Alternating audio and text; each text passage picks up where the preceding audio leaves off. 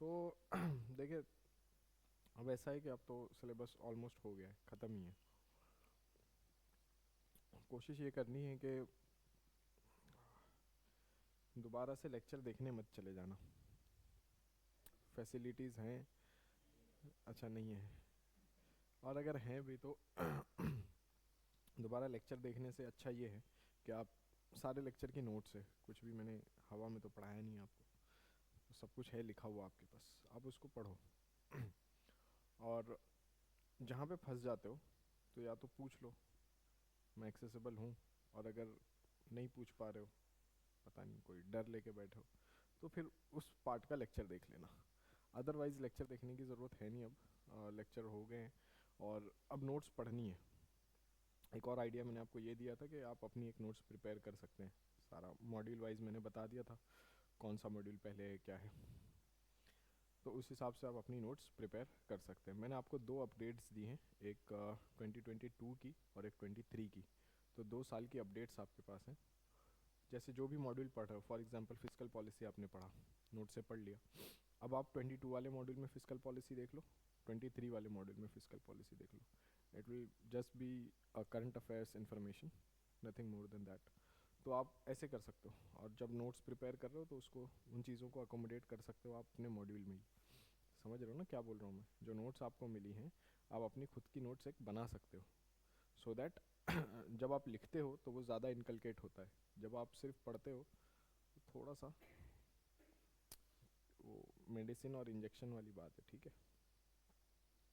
Injection ज़्यादा काम करता है ना, जल्दी काम करता है। तो ऐसे कर सकते हो आप कि पहले नोट्स बना लो, और बहुत ज़्यादा टाइम नहीं लगाना है। ऑलमोस्ट ये हमारी 25th क्लास है, आई गेस 24th क्लास है। तो आइडियली 50 आवर्स, 2 घंटे की अगर हम एवरेज मान के चलेंगे, हमने 2 घंटे की एवरेज क्लास की है, तो 50 घंटे आपने यहाँ पढ़ा है। तो अब आप इसको पहली बार जब पूरा सब्जेक्ट पढ़ोगे, it should B not more than 30 minutes, sorry क्या बोल रहा हूँ मैं, 30 आवर्स।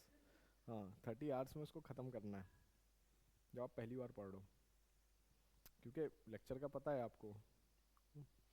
तो 30 आवर्स में अगर आप इसको ख़त्म करते हो पहली बार, एग्ज़ाम से पहले कम से कम 4 से 5 बार पढ़ना है। चाहे आप इस बार दे रहे हो, चाहे आप नेक्स्ट टाइम दे रहे हो, कभी भी दे रहे हो, पढ़ना आपको यही है। इनफैक्ट आप किसी भी जगह से पढ़ोगे, content will remain the same.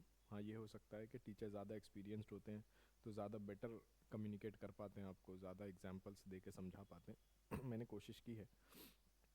तो कंटेंट यही रहेगा, आप कहीं भी पढ़ लेंगे ना। इससे आगे पीछे मोस्टली 5% ऊपर नीचे हो सकता है, अदरवाइज़ कुछ नहीं।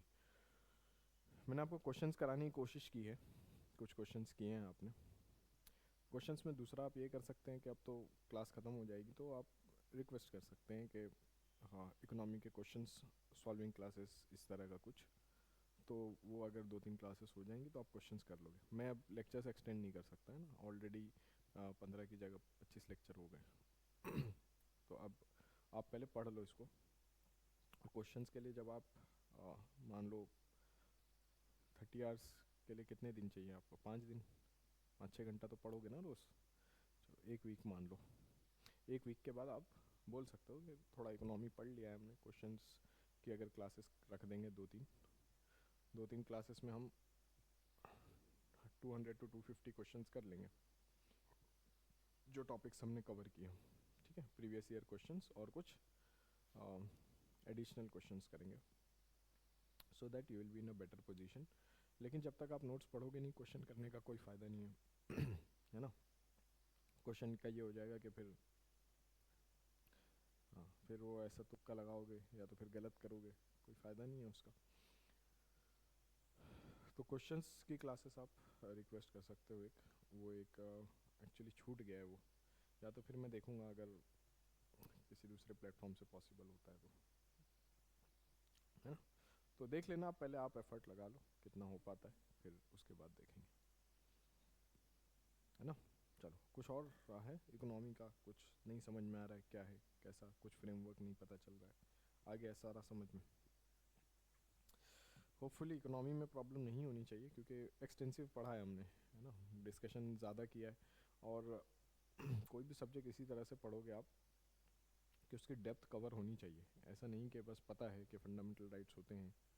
मैं एग्जांपल दे रहा हूँ, ये नहीं समझना कि पॉलिटी की बात कर रहा हूँ।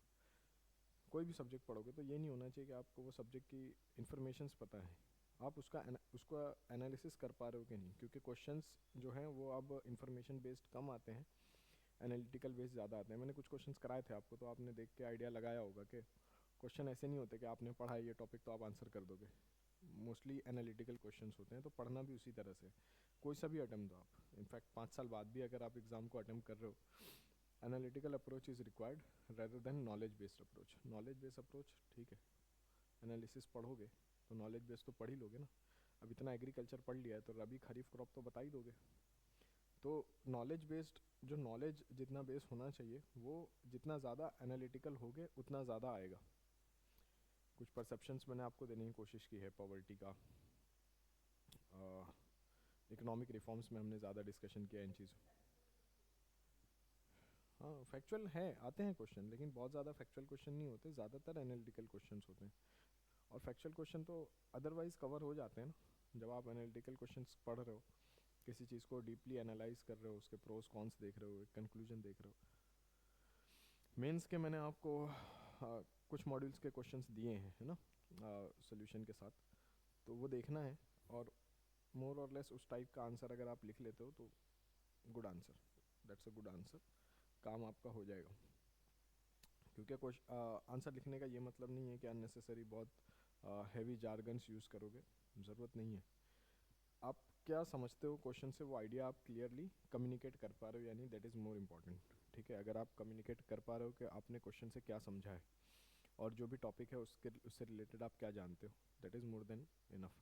हाँ, लिखने का एक पैटर्न होता है कि पहले आपने इंट्रो में कुछ लिख लिया, तो वो चीज़ें मैंने आपको बता दी है, ग्रेजुअली वो प्रैक्टिस से आएंगी। तो जितना ज़्यादा आप प्रैक्टिस करोगे क्वेश्चंस को, उतना ज़्यादा आपको कंक्लूजन कैसे लिखना है और इंट्रोडक्शन कैसे लिखना है। अभी मैं असेसमेंट वगैरह करता नहीं हूँ, तो अगर आप आंसर लिखते हो तो आप भेज सकते हो, मैं देख लूँगा। अदरवाइज़ मेरे को उस चीज़ का एक्सपीरियंस है नहीं कि कैसे असेसमेंट करते हैं। हाँ, आंसर लिखना कैसे वो मैं आपको बता सकता हूँ। तो अगर आप कुछ आंसर लिखते हो तो भेज सकते हो कि मैंने ये आंसर लिखा है। अदरवाइज़ भी भेज सकते हो, कुछ आप MCQ कर रहे हो, कुछ नहीं आ रहा है, मुझे आता होगा मैं बता दूंगा, नहीं आता है तो मैं ढूंढ के बता दूंगा। ठीक है, उसका टेंशन नहीं लेना है आपको। ठीक है, चलिए operation green, operation green start करते हैं। पढ़ा है ऑपरेशन ग्रीन के बारे में हमने, है ना। पहले 3 क्रॉप के लिए था, टोमेटो, अनियन, पोटैटो। बजट में नोटिफाई किया 22-23 क्रॉप्स के लिए, अभी तक पता नहीं है वो कौन सी 22 क्रॉप्स। चलो ठीक है, चलो क्विकली आज कंप्लीट करना है इसको, सो दैट वो हमारा क्या बच जाता है, इंटरनेशनल इंस्टीट्यूशंस बचता है ना। और 2 नोट्स दिए हैं ना कुछ,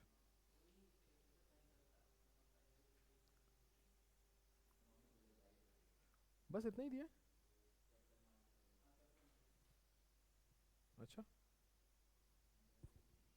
अरे ट्रीटी कुछ दिया है ना एक, कुछ और नहीं दिया मैंने आपको।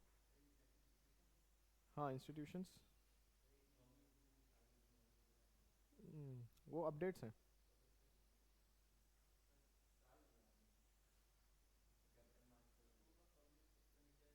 हाँ वो सब तो हो गया, वो सब तो हो गया ना, रोल ऑफ पब्लिक एक्सपेंडिचर हो गया, क्यों स्पेंड करना है पब्लिक एक्सपेंडिचर। कुछ एक रह रहा है शायद, मैं बता दूंगा। मुझे कुछ FATF वगैरह बताना था, हालांकि वो इंटरनेशनल रिलेशंस में पढ़ोगे, लेकिन मैं बहुत ज़्यादा इसको लेके होपफुल नहीं हूँ कि कितना पढ़ोगे। तो कुछ चीज़ें मैं बता दूंगा, है ना। मुझे लगा मैंने दे दी है नोट्स, चलो मैं देख लूँगा, वो फिर कल साथ में ही कवर कर लेंगे। तो बेसिकली कल हमें इंटरनेशनल इंस्टीट्यूशंस पढ़ना है, हालांकि आप इसको इंटरनेशनल रिलेशन में भी पढ़ते हैं, लेकिन अभी पता नहीं है ना आपके इंटरनेशनल रिलेशंस का कुछ, इसलिए। अदरवाइज़ वो फिर अगर पता होता टीचर से तो पूछ लेते कि पढ़ाएंगे सर, तो फिर छोड़ देते हैं ना।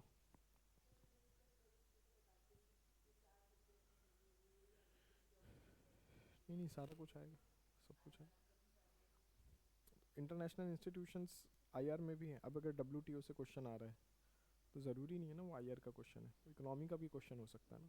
इकोनॉमी में तो पढ़ना ही है ना WTO, ये होता है पढ़ाने के समय ऐसा कर लेते हैं जैसे यूनाइटेड नेशन है, तो यूनाइटेड नेशन अब आप इंटरनेशनल रिलेशन में ज़्यादा पढ़ोगे तो बेटर समझ में आएगा, क्योंकि आप एक होलसम कवरेज करोगे उसका। अदरवाइज़ आप फिर यूनाइटेड नेशन हिस्ट्री में भी पढ़ोगे, वर्ल्ड हिस्ट्री पढ़ रहे हो या पोस्ट इंडिपेंडेंस हिस्ट्री पढ़ रहे हो, तो यूनाइटेड नेशन तो पढ़ोगे।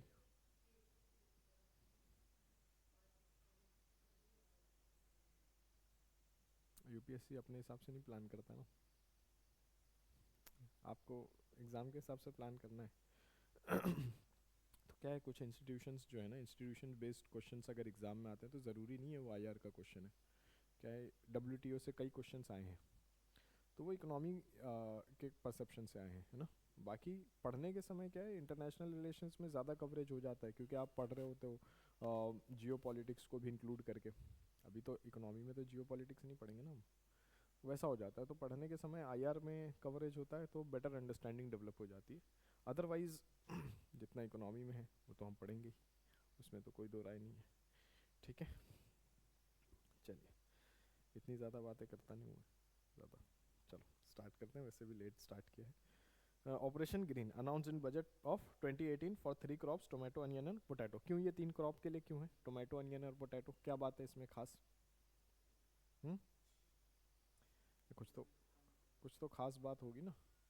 नहीं ऐसा नहीं है, काम तो सबके बगैर चल जाता है, मैं नहीं कोई और, कोई और नहीं कोई और, तू नहीं तो कौन बे वाली बात तो है नहीं। चलो बताओ जल्दी, कौन है क्यों है ये 3 क्रॉप? क्योंकि प्राइस फ्लक्चुएशन पास्ट में ज़्यादा देखे गए हैं ना। अनियन का पता है अभी पिछले महीने भी हुआ है शायद। तो टोमेटो अनियन और पोटैटो। टोमेटो हाईली पेरिशेबल भी है, हाँ बहुत जल्दी ख़राब हो जाता है। पढ़ेंगे साइंस में कुछ इनिशिएटिव्स लिए गए हैं, लेकिन अभी वाइड स्केल पे नहीं हो रहा है। फ्लेवर सेवर टोमेटो आता है, ठीक है, पढ़ेंगे पढ़ेंगे होपफुली। तो क्या बता रहा था मैं, हाँ, तो ये 3 कमोडिटी की बात इसलिए कर रहे हैं क्योंकि एक तो प्राइस फ्लक्चुएशन है, ऊपर से अगर टोमेटो की बात करें तो क्या है, हाईली पेरिशेबल है ना। कोल्ड स्टोरेज नहीं मिला तो ख़त्म, टोमेटो का केचप बन जाएगा। Budget of 21-22 extended it to 22 crops. वो 22 क्रॉप्स में पेरिशेबल कमोडिटी होंगी, और ये टोमेटो अनियन पोटैटो तो होगा ही, ये 3 कमोडिटी तो होगी ही। बजट ने अभी इसको बताया है कि टॉप से टोटल की तरफ जा रहे हैं हम, है ना, टॉप टू टोटल। हाँ, वो टोटल क्या है अभी फ़िलहाल नहीं पता है। 3 ऑब्जेक्टिव्स हैं बेसिक इस स्कीम को लॉन्च करने का। नंबर 1, प्राइस स्टेबलाइज करना है। तो टोमेटो अनियन पोटैटो पे करके देखा हमने कोशिश, थोड़ा बहुत सक्सेसफुल हो चुके हैं, क्योंकि पोटैटो तो स्टेबलाइज ही है, पोटैटो का तो कोई इशू है नहीं। टोमेटो को भी कोल्ड स्टोरेज के थ्रू ही आप कर सकते हो स्टेबलाइज, अदरवाइज कोल्ड स्टोरेज नहीं है तो कभी सप्लाई ज़्यादा रहेगी कभी सप्लाई नहीं रहेगी, तो वो उसको अवॉइड करना है तो कोल्ड स्टोरेज ही उसका बेसिक सोल्यूशन है। और फिर दूसरा जो सोल्यूशन है वो साइंस एंड टेक में है, टेक्नोलॉजी वाइज, कि आप टोमेटो में जीन एडिटिंग करके टोमेटो में कुछ इस तरह, समझ रहे हो ना, जीन वीन ट्रांसफ़र कर दो ताकि टोमेटो की लाइफ क्या हो जाए, बढ़ जाए, शेल्फ लाइफ। तो वो करते हैं कोशिश, अदरवाइज़ हम उस पर नहीं डिस्कस करेंगे ज़्यादा। हमारा ज़्यादा फोकस होगा कि इंफ्रास्ट्रक्चर डेवलप करना चाहिए और कोल्ड स्टोरेज होना चाहिए, सो दैट टोमेटो की शेल्फ लाइफ बढ़ाई जा सके, है ना, पेरिश होने से बचाया जा सके, ये हमारा फोकस होना चाहिए। तो पहली चीज़ है stabilize the price of agriculture products, reduce price difference from farm to folk, है ना, खेत से लेके आपकी प्लेट तक। तो इसमें जो बहुत सारे इंटरमीडियरीज हैं उनको बाईपास करना है, समझ में रहे हो ना, बताया था ना मैंने आपको, अनियन वगैरह का रेट बता दिया था मैंने आपको, है ना, 8 रुपीज़ कुंटल जाता है, हाँ, आपको 30 रुपये किलो मिलता है। तो बीच में कौन है, ये सब ट्रेडर्स हैं, आड़तियाज बोलते हैं जो मंडीज़ में होते हैं उनको, बाकी सबको आप ट्रेडर मिडल मैन ये सब बोल सकते हो, ठीक है। मिडल मैन को सब जगह देखो कैसी नज़र से देखा जा रहा है ना, मिडल मैन धोखा दे रहे हैं। तो ये स्कीम जो है, ये क्या कोशिश, इस स्कीम का ऑब्जेक्टिव क्या है कि ये जो मिडल मैन है इनको कम करना है, सो दैट फार्मर को ज़्यादा बेनिफिट मिल सके। कंज्यूमर जितना भी स्पेंड कर रहा है उसका ज़्यादा पोर्शन किसको बेनिफिट मिले, फार्मर्स को मिले, ये स्कीम का एक ऑब्जेक्टिव है, ठीक है। Farmer should get larger share of money that consumer pay to take market to the farmers by extending procurement developing cold. जैसे इसमें कैसे हुआ था, अमूल का जो मैंने आपको एग्जांपल दिया डेयरी फार्मिंग का, क्या हुआ कि अब जो भी मिल्क प्रोडक्शन होता है, तो अगर आप क्या मिल्क का प्रोडक्शन है, आपके पास कोई भी एक मिल्चिंग एनिमल है, आप क्या मिल्क का प्रोडक्शन है, तो आपके पास जो कोऑपरेटिव्स हैं वो लोग खुद चल के आ रहे हैं आपके पास, है ना, आपको मार्केट नहीं जाना है। तो आपको मार्केट नहीं जाना है तो ये आपके लिए क्या हो गई, आसानी हो गई ना। ऑनलाइन एजुकेशन देख लो, क्यों प्रिफर कर रहे हैं लोग, बैठना नहीं है, क्लास जाना नहीं है, जाने आने की अभी चिलिंग विंटर्स में कोई परेशानी नहीं है, घर में आराम से पढ़ सकते हैं ना ऑनलाइन। तो अगर आपके डोर स्टेप तक सर्विस आ जाए तो that will be more beneficial for you, है ना, क्योंकि फिर एक तो आपकी लॉजिस्टिक्स कॉस्ट बच गई। सबसे बड़ा इशू फार्मर के लिए वही है ना, स्मॉल और मार्जिनल फार्मर के लिए देखा ना हमने क्या बड़ा इशू है। स्मॉल और मार्जिनल फार्मर के लिए बड़ा इशू है लॉजिस्टिक्स, क्योंकि इतनी प्रोडक्शन होती नहीं है। तो इसमें ये वाला मेथड अडॉप्ट करने की कोशिश की गई है इस स्कीम में, to take market to the farmers by extending procurement, developing cold storage chain and facility of grading and measurement. Grading समझते हैं ना, कभी आप सब्जी लेने गए होंगे तो देखा होगा, हाँ, 3-4 तरीके के टोमेटो रखे हैं, ये 20 रुपये किलो है, ये 30 रुपये किलो है। क्यों? क्योंकि साइज़ का फ़र्क हो सकता है, और कितने अच्छे से राइप हुआ है उसका फ़र्क हो सकता है, ग्रीन ग्रीन रह गए हैं, कच्चे कच्चे रह गए हैं, तो वो ग्रेडिंग है जो करते हैं ना। अब वो बहुत लोकल लेवल पे करते हैं, और बाकी ग्रेडिंग फैसिलिटी डेवलप करेंगे, क्योंकि पैकेजिंग करना है, एक्सपोर्ट करना है, तो एक बड़े लेवल पे भी ग्रेडिंग की ज़रूरत पड़ती है। ठीक है, developing cold storage chain and facilities of grading and measurement similar to operation flood, वही मैंने आपको बता दिया डेयरी के। अब आ जाओ, हाँ, वो ढूंढ लो ABCD, है ना, ये ए था ना जो हमने डिस्कस किया, अभी बी ढूंढ के आ जाओ उस पर। मेथडोलॉजी ऑफ ऑपरेशन ग्रीन, कैसे इसको एग्जीक्यूट करना है। Number 1, government will place direct orders through state trading federation.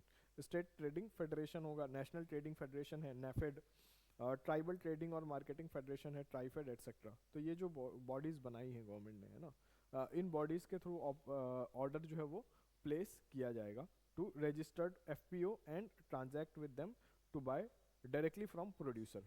FPOs क्या है? Farmer producers organisation. तो फार्मर की ही ऑर्गेनाइजेशन है, कोऑपरेटिव की तरह काम करता है। फार्मर्स ने मिलकर एक और क्या है, फार्मर्स ने मिलकर कोऑपरेटिव के जैसा एक ऑर्गेनाइजेशन बना ली है ना। और अगर डायरेक्ट इनको आता है, किसको? फार्मर को ऑर्डर आता है, और फार्मर डायरेक्टली कनेक्टेड हो जाएंगे अगर कंज्यूमर से। मिडल मैन कम करना है ना, तो गवर्नमेंट ने ऑर्डर किसके थ्रू प्लेस करवाया? नेफेड है, ट्राइफेड है ना, स्टेट ऑर्गेनाइजेशंस है। अगर इनके थ्रू डायरेक्ट FPOs पे ऑर्डर प्लेस होते हैं तो जो मिडल मैन है ये आप कम कर सकते हो, और मैक्सिमम बेनिफिट किसको जा सकता है? फार्मर को। अच्छा, मैक्सिमम बेनिफिट इसलिए जा सकता है क्योंकि एक इंडिविजुअल फार्मर से आप नेगोशिएट नहीं कर रहे हो ना, तो ग्रुप ऑफ फार्मर्स है, FPOs है ना, FPOs। तो अगर FPOs के साथ कर रहे हैं तो इसका ये मतलब है कि फार्मर्स का ग्रुप है, तो उनकी बार्गेनिंग पावर भी अच्छी होगी। अदरवाइज इंडिविजुअल में तो पता है आपको, एक्सप्लॉइटेशन वगैरह होता है ना इंडिविजुअल में, तो वो है। ठीक है, इस तरह बेटर बार्गेनिंग हो सकती है। समझ गए ना? चैलेंजेस क्या है? Number 1, heterogeneous variety of agricultural crops will make pricing difficult. अब कई सारी वैरायटी है, और ये यहाँ तो 23 क्रॉप्स कवर करने की बात हो रही है, तो प्राइसिंग सबकी मेंटेन कर पाना इज़ अ डिफिकल्ट टास्क है ना। ठीक है, ये एक बात हो गई। दूसरी हो गई developing new storage capacity, setting up FPOs, new grading facilities etcetera, that is creating pre requisites infrastructure create करने की बात हो रही है ना। ये सारी चीज़ें होगी तो ऑपरेशन ग्रीन सक्सेसफुल होगा, अदरवाइज कोई मतलब नहीं है ऑपरेशन ग्रीन का। आप अगर स्टोरेज डेवलप नहीं करोगे तो कैसे होगी? पेरिशेबल कमोडिटीज़ को कैसे प्रमोट करोगे?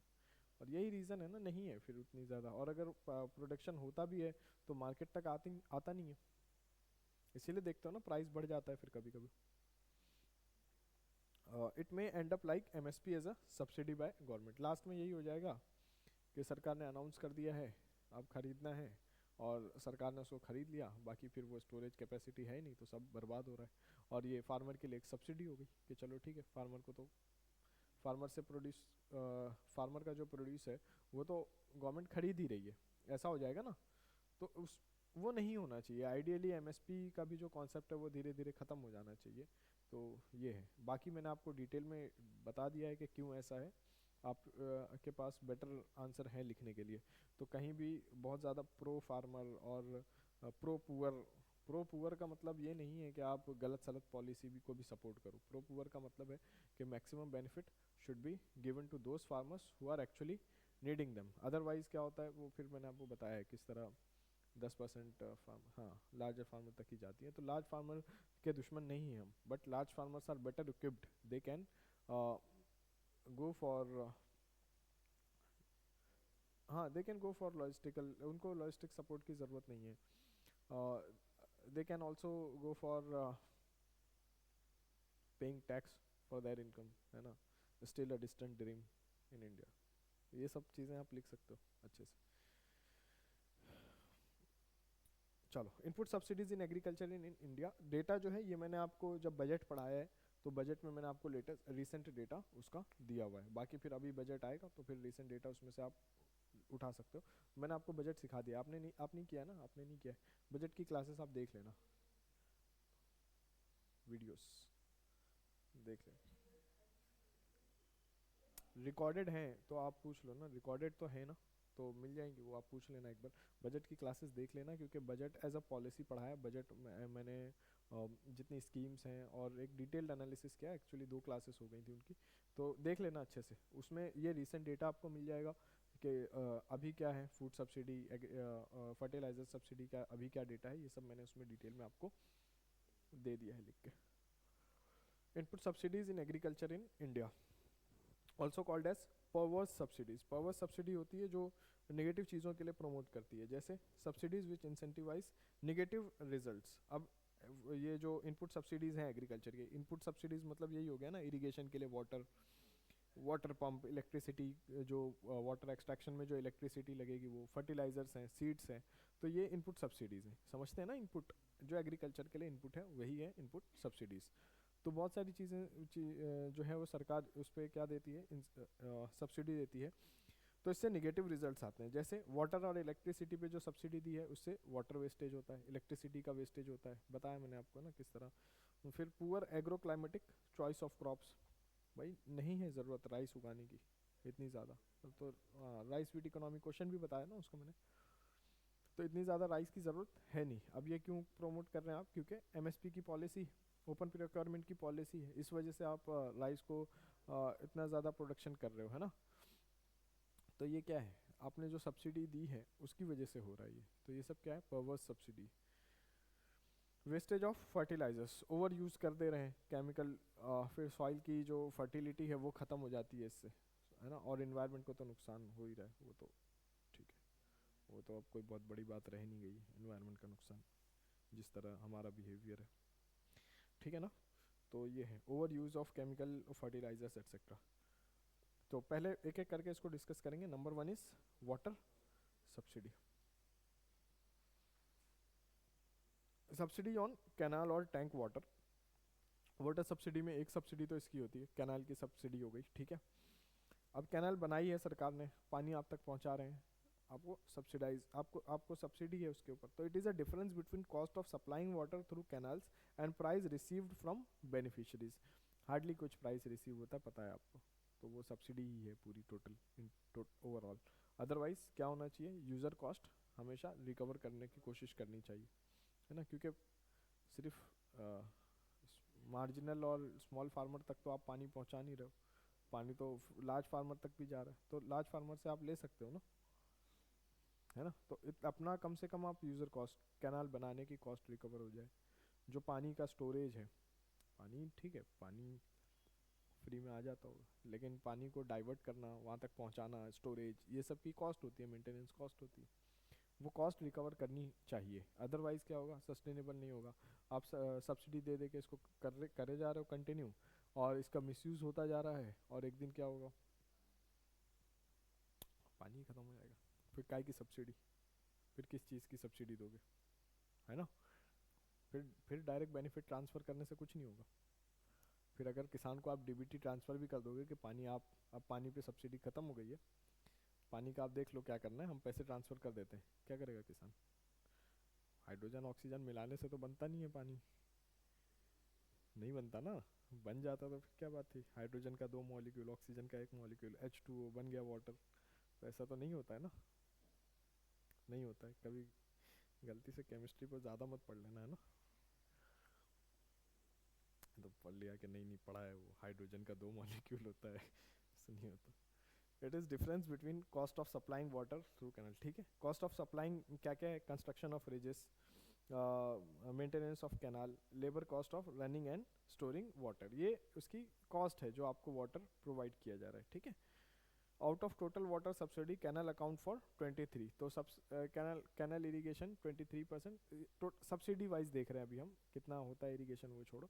23% टोटल वाटर सब्सिडी की किस पे दी जाती है, कैनाल वाटर पे, ठीक है। टैंक, एक्चुअली आपने नॉर्थ इंडिया में आप टैंक नहीं देखोगे, टैंक मोस्टली साउथ इंडिया का फीचर है, ठीक है। अभी आर्ट एंड कल्चर वगैरह पढ़ोगे ना, उसमें पढ़ोगे मंदिर में भी टैंक वगैरह का, वहाँ पर आर्किटेक्चर ज़्यादा मिलेगा आपको। चलो मंदिर की बात नहीं करते हैं, बहुत हॉट टॉपिक है अभी फ़िलहाल। बोरवेल इरिगेशन, बोरवेल इरिगेशन पता है आपको, मैंने आपको एग्जांपल बताई थी वो समरसेबल वाली बिहार की, हाँ। हाँ तो बोर करते हैं और पानी निकालते हैं उसमें, ठीक है। तो ग्राउंड वाटर होता है वो मेनली। यही कर रहे हैं ना हम, लेकिन अभी बता रहा हूँ इसका, देखो subsidy is borewell, subsidy is on borewell, borewell की परचेज पे। और डिगिंग कॉस्ट, जितना गहरा आप ड्रिल करोगे उतनी कॉस्ट बढ़ती जाती है, और उतना ज़्यादा फ्रेश वाटर अवेलेबिलिटी मिलेगी आपको, है ना। ऊपर तो ज़्यादा ऊपर से ही पानी खींच लोगे, वो नाले का भी पानी हो सकता है ना, क्योंकि इतना ज़्यादा हमने सीवर बना दिया है इतना गहरा गहरा, तो इसलिए डीप डिग किया जाता है और फिर वहाँ से वाटर एक्सट्रैक्ट किया जाता है। अच्छा मान लो आपने अभी बोरवेल लगाया है, ठीक है। अब आपने ज़्यादा पैसा नहीं खर्चा करना चाह रहे हो आप, तो आपने क्या किया, जहाँ पर पानी मिल गया आपको वहाँ पर आपने स्टॉप कर दिया। ऐसे ही होता है ना भाई, पानी मिल गया आपने स्टॉप कर दिया, पानी खींचने लगे। ग्राउंड वाटर तो डिप्लीट हो रहा है ना, इतना सारा पानी खींचोगे तो पानी तो डिप्लीट होगा। अब 2 साल बाद फिर पानी नहीं आ रहा, देखा है ना, हैंडपम्प सूखते हुए देखा है कि नहीं। हैंडपम्प सूख जाते हैं, पता है ना, पानी नहीं आता, कितना भी पंप करो फिर नहीं आता है पानी। तो क्या होता है, ग्राउंड वाटर डिप्लीट हो चुका होता है, तो फिर बोर करना पड़ेगा। तो बेटर ये है कि जब भी बोर करो, हाँ, एक्स्ट्रा मार्जिन लेके करो, कि पता है आपको कि लोगों की आदतें कैसी है, और फिर वो क्या करेंगे, और फिर वाटर डिप्लीट होना ही है। तो इसलिए ज़्यादा डिप्लीट किया जाता है, जितना ज़्यादा ड्रिल करोगे, सॉरी ज़्यादा ड्रिल किया जाता है, जितना ज़्यादा ड्रिल करोगे उतनी कॉस्ट बढ़ेगी। फार्मर को सब्सिडी दी जाती है, ड्रिल करो जितना करना है, पैसा सरकार देगी, ठीक है, टेंशन मत लो। बोरवेल का भी पैसा सरकार देगी, है ना। Purchase and digging cost, electricity supplied for extraction of water etcetera, ये सारी चीज़ों पे जो सब्सिडी आती है। It covers more than 70% of total water subsidy given in India, ठीक है, समझ गए ना। सबसे ज़्यादा इसी का शेयर है वाटर सब्सिडी के ऊपर जो किसान को दी जाती है, क्योंकि इलेक्ट्रिसिटी भी चाहिए ना। अब कैनाल बना दिया तो इलेक्ट्रिसिटी की इतनी ज़्यादा ज़रूरत नहीं होती मोस्टली। कनाल बना दिया तो देखा होगा आपने, वो क्यारी बना देते हैं, पानी खेत में आ जाता है अपने आप, है ना। ये ग्राउंड वाटर को नहीं ला सकते ऐसे, पंप चाहिए, इलेक्ट्रिसिटी चाहिए, है ना। अभी वो सोलार पंप दे रहे हैं ना किसान को, हाँ, उसको प्रमोट करवाना है कि किसान को सोलार पंप दो, इलेक्ट्रिसिटी का बिल कम होगा, इलेक्ट्रिसिटी का कंजम्पशन कम होगा अगर आप सोलार पंप का यूज़ करते हैं तो। और गवर्नमेंट करवा सकती है ना। चैलेंजेस अब इसकी वजह से क्या होते हैं, high physical burden on government mainly due to losses of electricity discoms, जो डिस्ट्रीब्यूशन कंपनीज हैं, डिटेल डिस्कशन हुआ है इस पे इंफ्रास्ट्रक्चर में, तो एक बार पढ़ लेना इसको, है ना। और रेकलेस और careless exploitation of ground water, है ना, बहता रहता है पानी खेत में, भर गया है, दूसरे के खेत में भी जा रहा है, तीसरे के खेत में भी जा रहा है, सबके खेत को इरीगेट कर दिया, ज़रूरत नहीं थी। Results in environmental degradation by reducing water table, problem of leaching etcetera. Leaching क्या होता है, देखो दो प्रोसेस हैं, एक है लीचिंग और एक है कैपिलरी, ना, लीचिंग और कैपिलरी। पानी नीचे जा रहा है, लीचिंग है, ऊपर आ रहा है, कैपिलरी है। नीचे जाने में दिक्कत ये है कि वो उसमें केमिकल फर्टिलाइजर्स आपने सब मिक्स कर दिया है, तो वो सब नीचे जा रहा है, उसके साथ ग्राउंड वाटर को पॉल्यूट कर देगा। नीचे से जब ऊपर आता है तो अपने साथ सॉल्ट को लेकर आता है। फिर देखा होगा आपने, जब पानी ख़त्म हो जाता है तो वाइट वाइट पैचेस होते हैं, वाइट वाइट पैचेस होते हैं ना सॉइल पर, तो वो सॉल्ट होता है, सॉइल की सैलिनिटी को बढ़ाता है। फिर जो सलाइन सॉइल होगी that is not good for agriculture, ठीक है। तो वो प्रॉब्लम है तो नहीं नहीं, सॉल्ट आ रहा है ना, सॉल्ट नीचे से जो आ रहा है ना पानी, जब कैपिलरी एक्शन होता है नीचे से पानी ऊपर आता है, अपने आप जो आता है उसको कैपिलरी एक्शन बोलते हैं। उसके साथ सॉल्ट भी आता है, पानी यूज़ हो गया, सॉल्ट रह गया, तो वो वाइट पैचेस जो आपको दिखते हैं वो सॉल्ट है। दोनों डेंजर है, लीचिंग भी और कैपिलरी भी, ठीक है। डिस्टॉर्शन ऑफ क्रॉपिंग पैटर्न वो तो पता है, अब इस पे तो कोई डिस्कशन की ज़रूरत नहीं है ना। अगर आप महाराष्ट्र में भी गन्ना उगा रहे हो तो महान हो आप। Major part of subsidy is use by large farmers for commercial cropping, detail में बता चुका हूँ मैं आपको, इस पर डिस्कशन अब नहीं करना है। रेमेडीज़ क्या है, सोल्यूशन क्या है? पहले तो यूज़र कॉस्ट रिकवर करना है, that is cost of production on electricity and canal water. Laying up solar pumps, देख लेना पेज नंबर सी लिखवा दिया ना, कहाँ है, हाँ बी के बाद सी, बी के बाद सी आता है ना। Laying up solar pumps in rural areas to reduce dependence on subsidise thermal electricity, क्योंकि उससे तो number one green house gases का इमिशन, भाई थर्मल इलेक्ट्रिसिटी मतलब क्या, ग्रीन हाउस गैसेस इमिशन ना, क्लाइमेट चेंज, ग्लोबल वार्मिंग, पहली चीज़ तो वो ख़त्म। दूसरी चीज़ कॉस्ट ज़्यादा है, कॉस्ट ज़्यादा है ना, अगर आप सोलार पंप दोगे एक ही बार देना है, फिर तो उसकी मेंटेनेंस कॉस्ट तो है नहीं, तो हर साल सब्सिडी देने से अच्छा एक बार सब्सिडी दे दो। नहीं, जहाँ पे भी renewable sources versus non renewable sources मिलेगा, प्रोमोट हमेशा किसको करना है, रिन्यूएबल को। सोलार जहाँ पे दिख गया प्रोमोट करना ही है, हाँ सोलार बेस्ट बेस्ट आइडिया है, क्योंकि हम लीड कर रहे हैं इंटरनेशनल लेवल पे, आप उसको नहीं प्रमोट करोगे किसको प्रमोट करोगे। Developing infrastructure to practise right choice of irrigation, ये जो आप खेतों में पानी भर देते हो ना, ये गलत है, ये समझाओ जाके। ड्रिप इरीगेशन होता है, स्प्रिंकलर इरीगेशन होता है, पानी पहुंच जाता है, पौधों को जितना पानी चाहिए मिल जाता है, क्रॉप को जितना पानी चाहिए मिल जाता है, अननेसेसरी ये भरने की ज़रूरत नहीं है। आ रही है बात समझ? हाँ, ये फिर दूसरी प्रॉब्लम्स तो हो रही हैं, वाटर वेस्टेज के अलावा भी दूसरी प्रॉब्लम्स हो रही हैं। लीचिंग कब तभी होगा ना, अगर खेत को वाटर से भर दोगे तभी लीचिंग होगा ना। अगर स्प्रिंकलर यूज़ किया है या ड्रिप इरिगेशन यूज़ किया है तो लीचिंग कहाँ से होगा, इतना पानी है ही नहीं ना।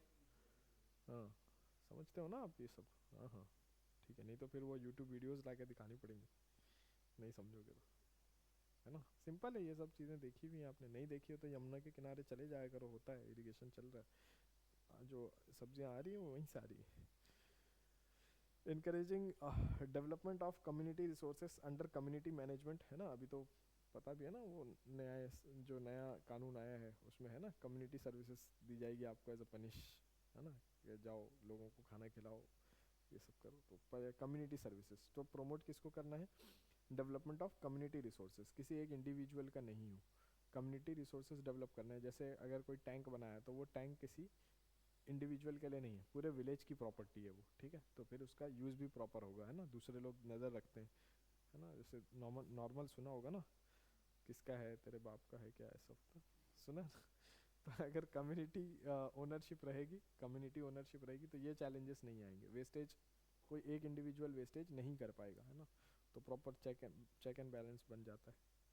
बाकी लैंग्वेज ठीक है, सुनते रहते हैं आप, ये सब कोई नई बात नहीं। चलो सीड सब्सिडी पे आते हैं। सीड सब्सिडी बहुत अच्छा परफॉर्म नहीं कर रहे हैं हम इसमें। क्या करते हैं हम, हमने गवर्नमेंट की शॉप बना दी है, ठीक है, मतलब गवर्नमेंट के ऑथोराइज्ड चैनल्स, अब वो सीड प्रोवाइड करते हैं फार्मर्स को, बहुत ही घटिया क्वालिटी के सीड प्रोवाइड करते हैं, और अच्छी क्वालिटी के सीड प्रोवाइड करते हैं बहुत ज़्यादा महंगे दामों में। हालांकि गवर्नमेंट का ये है कि कम दामों पे करना है, क्योंकि गवर्नमेंट सब्सिडी देती है शॉप ओनर्स को, यही मिस्टेक है। सब्सिडी किसको दो, डायरेक्टली किसान को दो, डीबीटी ट्रांसफ़र जितना ज़्यादा करोगे उतना बेटर सीट किसान ले लेगा, ज़रूरत नहीं है आप दुकान वाले को सब्सिडाइज करते हो, वेरी बैड आइडिया, बहुत ज़्यादा। देखा है आपने, ये कहाँ है दुकानें, देखा है? हाँ दिल्ली में भी है, ये पुल बंगश जो मेट्रो स्टेशन है आपका, चले जाना कभी देख लेना, एग्ज़ाम बाद, एग्ज़ाम से पहले तो टाइम है नहीं। तो ये सीड्स हैं, फर्टिलाइज़र्स हैं, इस पर क्या करती है सरकार, जो प्रोड्यूसर्स हैं इनको देते हैं। अब प्रोड्यूसर को आप दोगे ना तो क्या कर रहे हो आप, वो कॉस्ट ऑफ प्रोडक्शन इन्फ्लेट करके बताएंगे आपको, unnecessary higher cost of production. क्या मतलब है, रिसोर्सेज का वेस्टेज है ना, हायर कॉस्ट ऑफ प्रोडक्शन क्या है, रिसोर्सेज का वेस्टेज, ये प्रॉब्लम है फिर उसमें। आ रहा है समझ में? नहीं, it is given to companies producing and selling seeds in the market so that they sell it at lesser price to farmers. क्यों भाई? आप अपनी प्राइस पे दो, हम फार्मर को सब्सिडाइज करेंगे, फार्मर के पास पैसा देंगे, फार्मर करेगा ना, फार्मर के पास पैसा रहेगा, फार्मर की परचेजिंग पावर ज़्यादा रहेगी, वो बेटर क्वालिटी ऑफ सीड ले लेगा मार्केट से। आप क्या कर रहे हो? आप दे रहे हो कंपनीज को, कंपनीज तो बेटर पोजीशन में कुछ भी करप्शन एक्टिविटी करने के लिए, है कि नहीं है? हाँ, बेटर पोजीशन में है, बिल्कुल है, बोलना है, ऐसा डरना नहीं है। मेरी नहीं है कंपनी सीड की। Two major challenges. अब इससे प्रॉब्लम क्या होता है? Number one, poor distribution channels which forces the farmer to recycle old seeds for longer than permissible time span. Permissible time span जब तक वो अच्छा प्रोडक्शन कर सकती है। तो अगर वो नेचुरल सीड्स हैं तो 3 साइकिल तक, अगर वो नेचुरल सीड नहीं है, HYV सीड्स हैं, तो सिर्फ एक साइकिल चलता है उसका, बस दूसरी बार भी आप उसको यूज़ नहीं कर सकते, रीयूज़ नहीं होता वो, ठीक है ना? रीयूज़ कर रहे हैं तो प्रोडक्शन बहुत कम होगा। तो non hybrid seeds shall not be stored for more than 3 cropping season and hybrid seeds only for single cropping. फिर आपको दोबारा खरीदनी है, ठीक है? बाकी इसको साइंस एंड टेक में पढ़ेंगे कि इसके क्या क्या लॉज हैं, इसको गवर्न करते हैं, वो सारी चीज़ें वहाँ देखें। अभी समझ गए ना आप? हाँ, जो नॉन HYV सीड्स हैं उनको 3 क्रॉपिंग सीजन तक ही, उसके बाद उनकी प्रोडक्टिविटी ड्रास्टिकली रिड्यूस हो जाती है। और अगर नॉर्मल सीड्स HYV सीड्स हैं तो बस वही क्रॉपिंग सीजन, उसके बाद दोबारा लेना है। तो HYV सीड्स का ये डिसएडवांटेज भी है कि आपको बार बार सीड परचेज करनी पड़ेगी, है ना? Very poor research and development. अभी बता रहा हूँ रिसर्च एंड डेवलपमेंट की story. Number one, more funding for research and development. As of now only 0.4% of agricultural GDP for research and development purpose, at least it should be 1.5%। ये condition है हमारी। तो research नहीं करेंगे तो क्या होगा फिर? US की कंपनीज है, US है, जर्मनी है, इनकी रिसर्च, इनकी जो सीड्स ऑर्गेनाइजेशन होती है, फिर वो उनसे हम खरीदते हैं। तो अब उनसे खरीद रहे हो मतलब क्या है? नंबर वन, पहली चीज़, फ्री में तो आपको दे नहीं रहे, पहली चीज़ तो बैलेंस ऑफ पेमेंट गड़बड़ होगा, आपका इम्पोर्ट करना पड़ रहा है। नंबर टू, उनको आपके फार्मर से कोई लेना देना नहीं है। हाँ, और मैं आपको बताऊंगा ना अभी वो BT कॉटन जब पढ़ेंगे हम साइंस में, उन्होंने कहा कि ये ले जाओ, ये सारे पेस्ट अटैक से बचाएगा, ठीक है? बाद में वाइट फ्लाई का अटैक हो गया, तो इंडिया की कंपनी रहेगी, सरकार का इन्वॉल्वमेंट होगा। हालांकि मोनसेंटो वगैरह US बेस्ड कंपनी है। महाराष्ट्र की जो गवर्नमेंट है, माहिको महाराष्ट्र की जो सीड्स कंपनी है, गवर्नमेंट की, गवर्नमेंट ओन्ड, वो कोलैबोरेट करके बेच रहे थे। बहुत सारी स्टोरीज हैं इसके ऊपर, केस स्टडीज़ बहुत सारी हैं, लेकिन अभी फ़िलहाल उस तरह के क्वेश्चन नहीं आते हैं एग्ज़ाम में, तो हम उस पर नहीं जा रहे डिटेल में, है ना? कैशिव नट फार्मिंग जो होती है, केस चल ही रहा है ना, आप देखा होगा आपने, हमेशा केस चलता रहता है वो कि किसानों को जो है नुकसान हुआ है। एक केस स्टडी बता देता हूँ मैं आपको, महाराष्ट्र की है, उसमें किसानों की आंखें चली गई, ठीक है? कॉटन, आई गेस कॉटन की बात थी वो, कॉटन क्रॉप थी। तो हर्बिसाइड्स जो दिया था वो, उन्होंने छिड़काव किया हर्बिसाइड्स का, उनकी आंखें चली गई। कोर्ट में केस फाइल हुआ, बहुत कुछ, कमेटी बनी, कमेटी का फॉर्मेशन हुआ। कमेटी ने इतना सेंसलेस कंक्लूजन दिया, कमेटी ने कहा कि वो किसानों को यूज़ नहीं करने आता था। यूज़ नहीं करने आता था कि क्या मतलब है? ऐसे आँख में तो नहीं डाल रहे होंगे उसको पिचकारी समझ के? ये तो बिल्कुल गलत आर्ग्यूमेंट है ना कि इस्तेमाल नहीं करने आता। आप देखा होगा आपने नॉर्मली भी, फार्मर के पास जो भी कुछ होता है पेस्टिसाइड्स वगैरह, उसको एक ही नाम बोलते हैं, वो उसको नहीं पता ये पेस्टिसाइड हर्बिसाइड अलग अलग क्या है। वो बोलते हैं ये जहर है, सुना होगा आपने, बोलते हैं ये जहर है, जहर है, उसको हाथ नहीं लगाना है उसको। अब आप कैसे ये बात मान सकते हो? जहर ही बोलते हैं ना उसको, उसके बारे में पता होता है कि ये जहर है। इतना इतना कोई इग्नोरेंट नहीं होता कि ये नहीं पता है कि, और छिड़काव करने के समय भी भाई ये तो कंपनी की जिम्मेदारी है ना, क्या आप apparatus और इक्विपमेंट दोगे प्रॉपर? अब सन ग्लासेस फार्मर को क्या पता है? फार्मर को गॉगल पता है? कैसी बात कर रहे हैं फिर? तो कमिटी ने ये कहा कि वो किसानों ने ठीक से यूज़ नहीं किया, और उनको यूज़ नहीं करना आता। बाद में फिर चलता है, आपको तो पता है इंडिया में, एक कोर्ट उसको बरी कर देती है, दूसरा कोर्ट, मैं उसी केस की बात कर रहा हूँ, अब दूसरा मत समझना, आप करंट अफेयर ज़्यादा पढ़ते हो ना। चलो, तो इस तरह सीड के मामले में बहुत अच्छा परफॉर्मेंस नहीं है हमारा। पहली चीज़ को ख़त्म कर देना चाहिए ये जो नौटंकी है। कि आप इनको दोगे, मैन्युफैक्चरर को दोगे, आप सेलर को दोगे, क्यों दे रहे हो? किसान को दे दो, समझ लेगा वो जो भी है, बाकी चीज़ें छोड़ दो। क्यों इतना इंटरवेंशन कर रहे हो, इतना हैविली होल्डिंग क्यों कर रहे हो? हैवी होल्डिंग की ज़रूरत नहीं है। गवर्नमेंट किसके लिए है? बहुत बढ़िया, ठीक है। गवर्नमेंट का इंटरवेंशन ज़रूरी नहीं है कि आप मार्केट और जो डिमांड और सप्लाई होता है उसकी वजह से इक्विलिब्रियम पे पहुंच जाता है मार्केट। अब आप इंटरवेंशन करके उसको ख़राब कर रहे हो, बिगाड़ रहे हो, सब्सिडी ज़्यादा दे रहे हो। सब्सिडी फार्मर को दे दो, समझ लेगा farmer. Improving seed distribution by developing local supply chain network, ठीक है, ये आप इसको इनकरेज कर सकते हो। Local supply chain, local supply chain में कौन होगा? गांव का किसान होगा, हरिया, हल्कू, मंगलू, है ना, ये लोग होंगे। अब आप इसमें अडानी नहीं ला सकते ना लोकल लेवल पे। Developing third party quality certification to promote more efficient varieties of seeds, है ना। गवर्नमेंट क्या करती है, चलो आप जो प्रोड्यूस कर रहे हो करो, हम आपको सब्सिडी देंगे, पहले चेक करा लो, उसकी क्वालिटी देख लो, और वो थर्ड पार्टी से होना चाहिए, है ना, किसी इंडिपेंडेंट जिसका उसमें कोई रोल नहीं है कंपनी में। ये इंडिपेंडेंट समझते हो ना आप? कोई नहीं है इंडिपेंडेंट। आपको लग रहा है आप इंडिपेंडेंट हो तो बहुत जल्द आप सीख जाओगे, नहीं।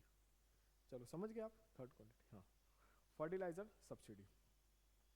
Fertiliser subsidy till 1997 fertiliser subsidy तीन चीज़ों पे दी जाती थी, नाइट्रोजन, फास्फोरस और पोटेशियम, ठीक है। एनपीके समझते हो ना, मैक्रो न्यूट्रिएंट्स बोलते हैं इनको, ठीक है। एक होता है मैक्रो, एक होता है माइक्रो। अच्छा, ऐसा नहीं है कि मैक्रो अच्छा होता है माइक्रो खराब होता है। सॉइल में किसकी क्वांटिटी ज़्यादा होती है वो मैक्रो है। जिनकी क्वांटिटी बहुत कम होती है, जिंक, कोबाल्ट, मैग्नीज, ये सब की क्वांटिटी बहुत कम होती है तो इनको बोलते हैं micro.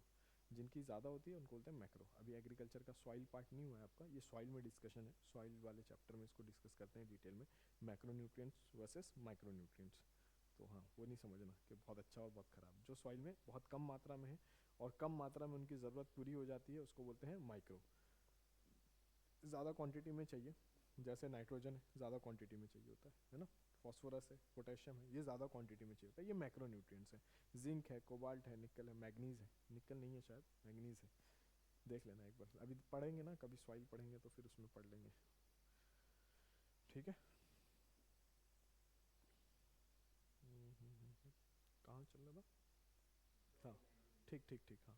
Lot of corruption notice in the scheme, तो 97 में फिर सरकार ने क्या किया, रिटेंशन प्राइस स्कीम लाई। ये भी कुछ बहुत अच्छी है नहीं retention price scheme. Subsidy will be given to manufacturing firms on cost and plus 12% of cost basis. इतनी सब्सिडी किसको दी जाएगी? मैन्युफैक्चरर को। ज़रूरत है क्या? नहीं है ना। कॉस्ट प्लस 12% ऑफ कॉस्ट, तो कॉस्ट को जितना बढ़ा दोगे उसका 12% और बढ़ जाएगा, तो बढ़ाओ कॉस्ट को जितना बढ़ाना है ना, ये वाली बात हो गई इधर। इसी को इसलिए बोलते हैं क्या, गोल्ड प्लेटिंग, है ना, गोल्ड प्लेटिंग कर दी। Unnecessary production, unnecessary increase in cost of production, तो फर्जी है ये। 92 फॉर ये जो डीएपी है, फॉस्फोरस के लिए यूज होता है डीएपी, डाई अमोनियम फॉस्फेट, और पोटैश के लिए यूज होता है muriate of potash, that is MOP. ज़रूरत नहीं है, आप इतना याद रखो, पोटेशियम के लिए और फॉस्फोरस के लिए, है ना। बाकी यूरिया तो है नाइट्रोजन के लिए। Government introduced nutrient based scheme, NBS nutrient based scheme. 7 micronutrients were to be added and subsidy was given to retailers who then लिख लो आगे, नहीं लिखा हुआ है ना आगे, subsidy was given to retailers. अच्छा वो तो लिखा है ना, subsidy was given to retailers लिखा है, who then compensated to manufacturers, who then who then who then compensated to manufacturers, ठीक है। मैन्युफैक्चरर ने सस्ते दाम पे रिटेलर को भेजा, रिटेलर ने सस्ते दाम पे फार्मर को बेचा, फिर गवर्नमेंट ने सब्सिडी दे दी किसको? रिटेलर को, और रिटेलर ने कंपनसेट किया किसको? मैन्युफैक्चरर को, ठीक है। तो लिखा who then compensated to manufacturer, ठीक है। वो डायग्राम दिख रहा है ना आपको, समझ में आ गया होगा। देखो मैन्युफैक्चरिंग कंपनी है, उसने बनाया, लेसर प्राइस पे किसको दिया? रिटेलर को। रिटेलर ने लेसर प्राइस पे किसको दिया? फार्मर को। गवर्नमेंट ने सब्सिडी किसको दे दी उठा के? रिटेलर को। रिटेलर ने किसको कंपनसेट किया? मैन्युफैक्चरर को, ठीक है। ले भाई तेरा हिस्सा, है ना, लेकिन देते हैं, आपको पता है।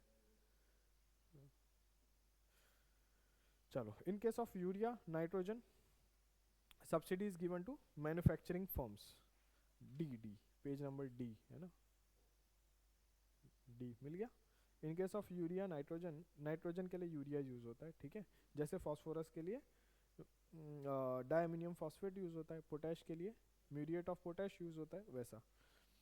In case of urea, that is for nitrogen, subsidy is given to manufacturing firms by government on RPS model, यही जो रिटेंशन प्राइस स्कीम हमने डिस्कस की, इसी पे दिया जाता है मैन्युफैक्चरर्स को, कॉस्ट प्लस 12% कॉस्ट के हिसाब से। अब प्रॉब्लम्स क्या थी यूरिया में? नंबर एक, इसमें मिल्क एडल्ट्रेशन के लिए यूज़ होता था। सरकार ने क्या इंट्रोड्यूस कर दिया? नीम कोटेड यूरिया, है ना।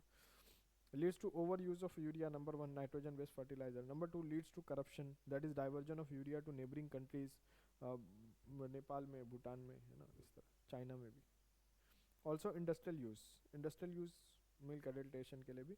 तो इसको डिस्करेज करने के लिए सरकार ने क्या, नीम कोटिंग यूरिया को प्रमोट किया है since 2014-15। Discourages firm from cutting cost, ये एक बड़ा डिसएडवांटेज है, क्योंकि आप सब्सिडी किस पे दे रहे हो? कॉस्ट प्लस 12% ऑफ कॉस्ट, तो जितना ज़्यादा कॉस्ट बढ़ाओगे उतना ज़्यादा सब्सिडी मिलेगा आपको, ये प्रॉब्लम है। तो ये एक हिसाब से इंड्यूस करता है आपको कॉस्ट ऑफ प्रोडक्शन बढ़ाने के लिए। 2015 में government announce shifting to DBT, under which, ये गवर्नमेंट ने अनाउंस किया लेकिन ये अभी हो नहीं पाया पूरी तरह से, क्योंकि ठीक से डेटा अवेलेबिलिटी नहीं है अभी तक।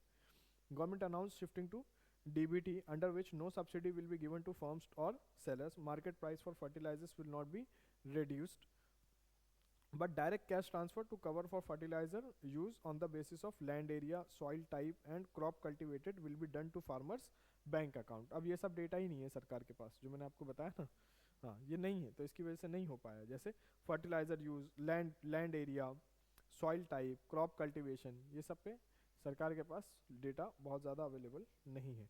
Government set a target to achieve it till 2018। अब ये क्यों नहीं हो पाया? DBT in fertilizer is not yet fully operational because number one, poor land record.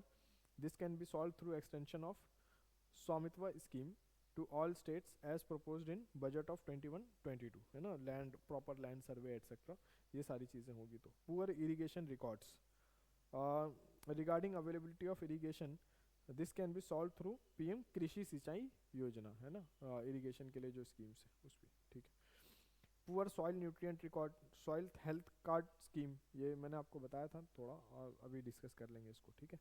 Technological constraint like missing point of sale machine, point of sale machine समझते हो ना, अंगूठा लगाया, आधार नंबर लगाया, हो गया। हाँ हाँ, जैसा आप कार्ड से पेमेंट करते हो वैसा ही आधार कार्ड, आधार इनेबल्ड पेमेंट सिस्टम है ये, है ना, इसको बोलते हैं पॉइंट ऑफ सेल मशीन। तो टेक्नोलॉजिकल कंस्ट्रेंट इस तरह के मिसिंग है, आधार कार्ड लिंक विद थंब वाली स्कीम जो मिसिंग है, फिर इसकी वजह से टेक्नोलॉजिकल दिक्कत होती है। तो वहाँ लिख लो, एक और लिख लो, स्पेस है ना उधर, हाँ बहुत सारी है, चलो बताता हूँ क्या क्या लिखना है। टेक्नोलॉजिकल कंस्ट्रेंट में एक तो है पॉइंट ऑफ सेल मशीन नहीं है, एक और लिख लो, missing optic fibre networks, missing optic fibre networks.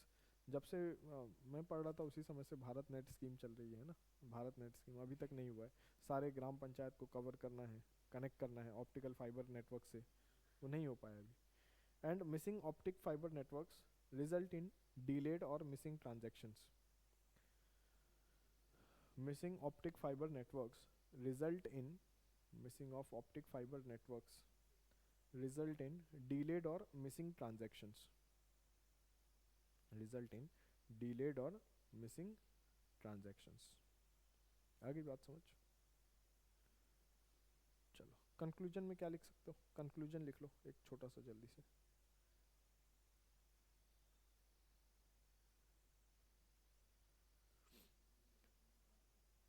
हाँ कैसे, ये जितने भी चैलेंजेस अब तक हमने डिस्कस किए इसको कैसे फोकस करोगे आप, तो लिखो जल्दी से conclusion. Solution to improve on, solution is to improve on soil health card scheme, solution is to improve on soil health card scheme, comma PM कृषि सिंचाई योजना, solution is to improve on soil health card scheme, PM कृषि सिंचाई योजना, improve on, comma improve on optic fiber networking in rural areas, improve on optic fiber networking in rural areas, optic fiber networking in rural areas, and most importantly